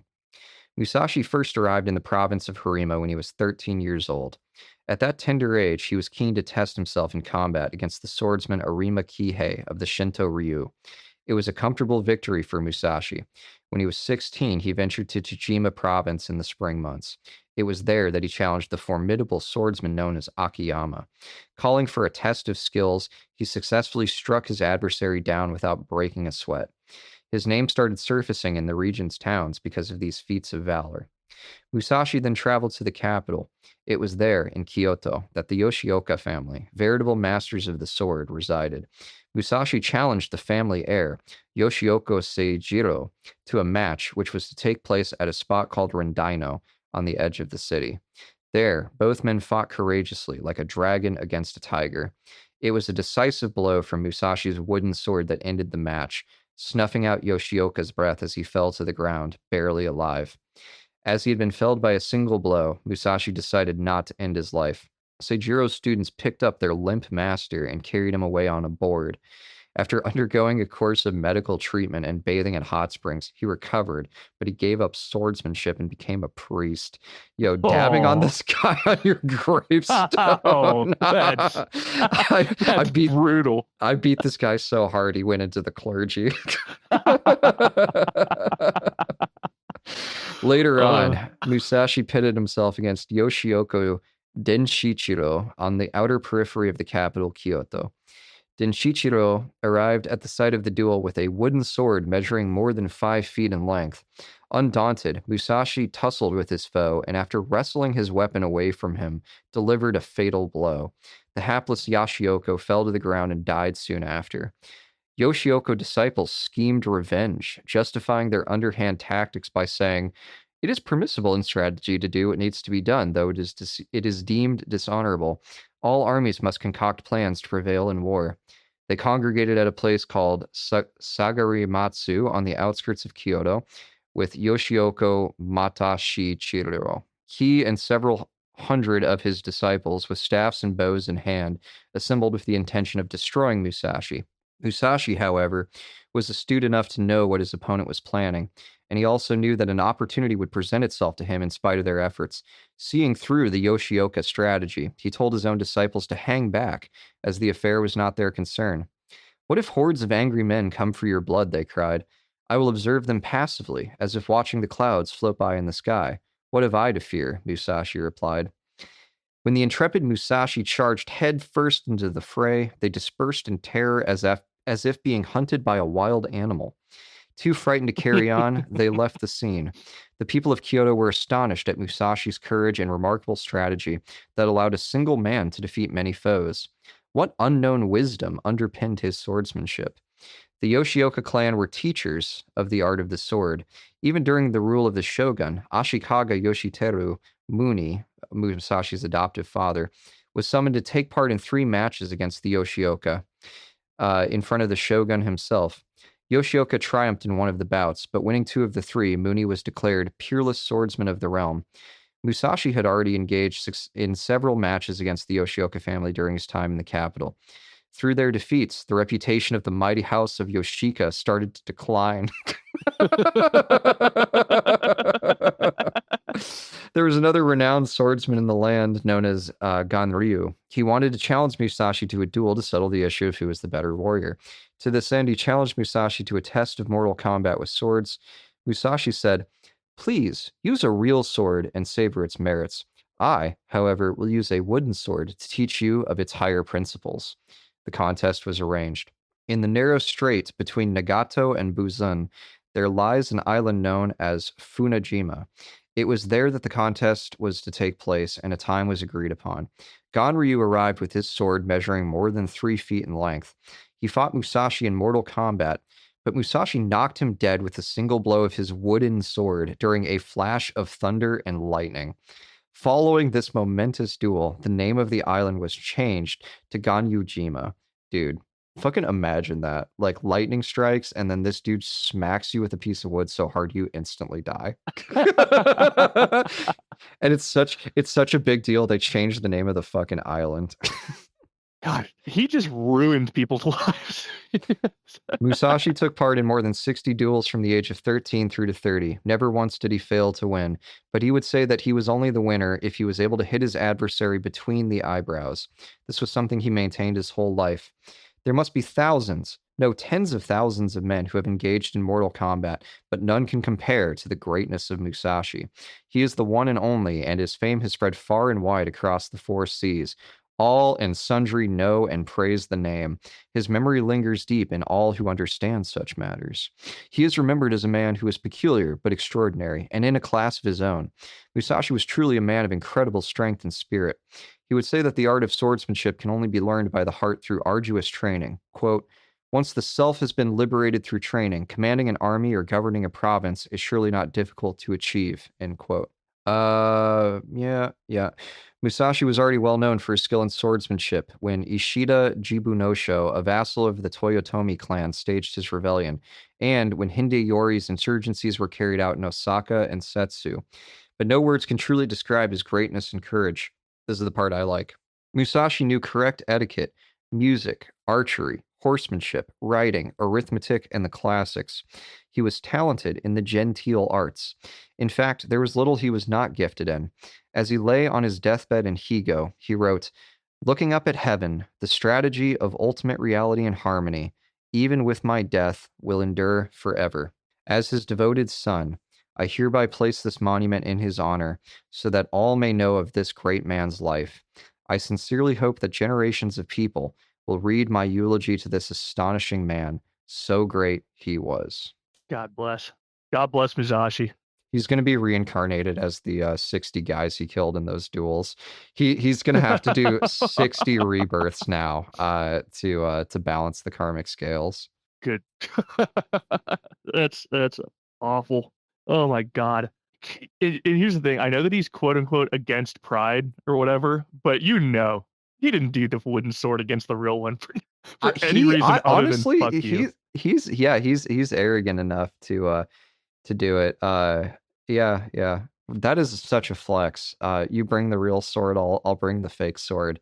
Dude, he's a flex offender, bro.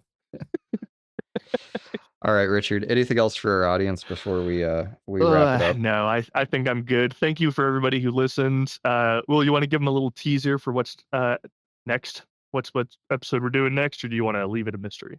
Nah, mystery. Okay, sounds good. Okay, bye. Bye-bye. Bye.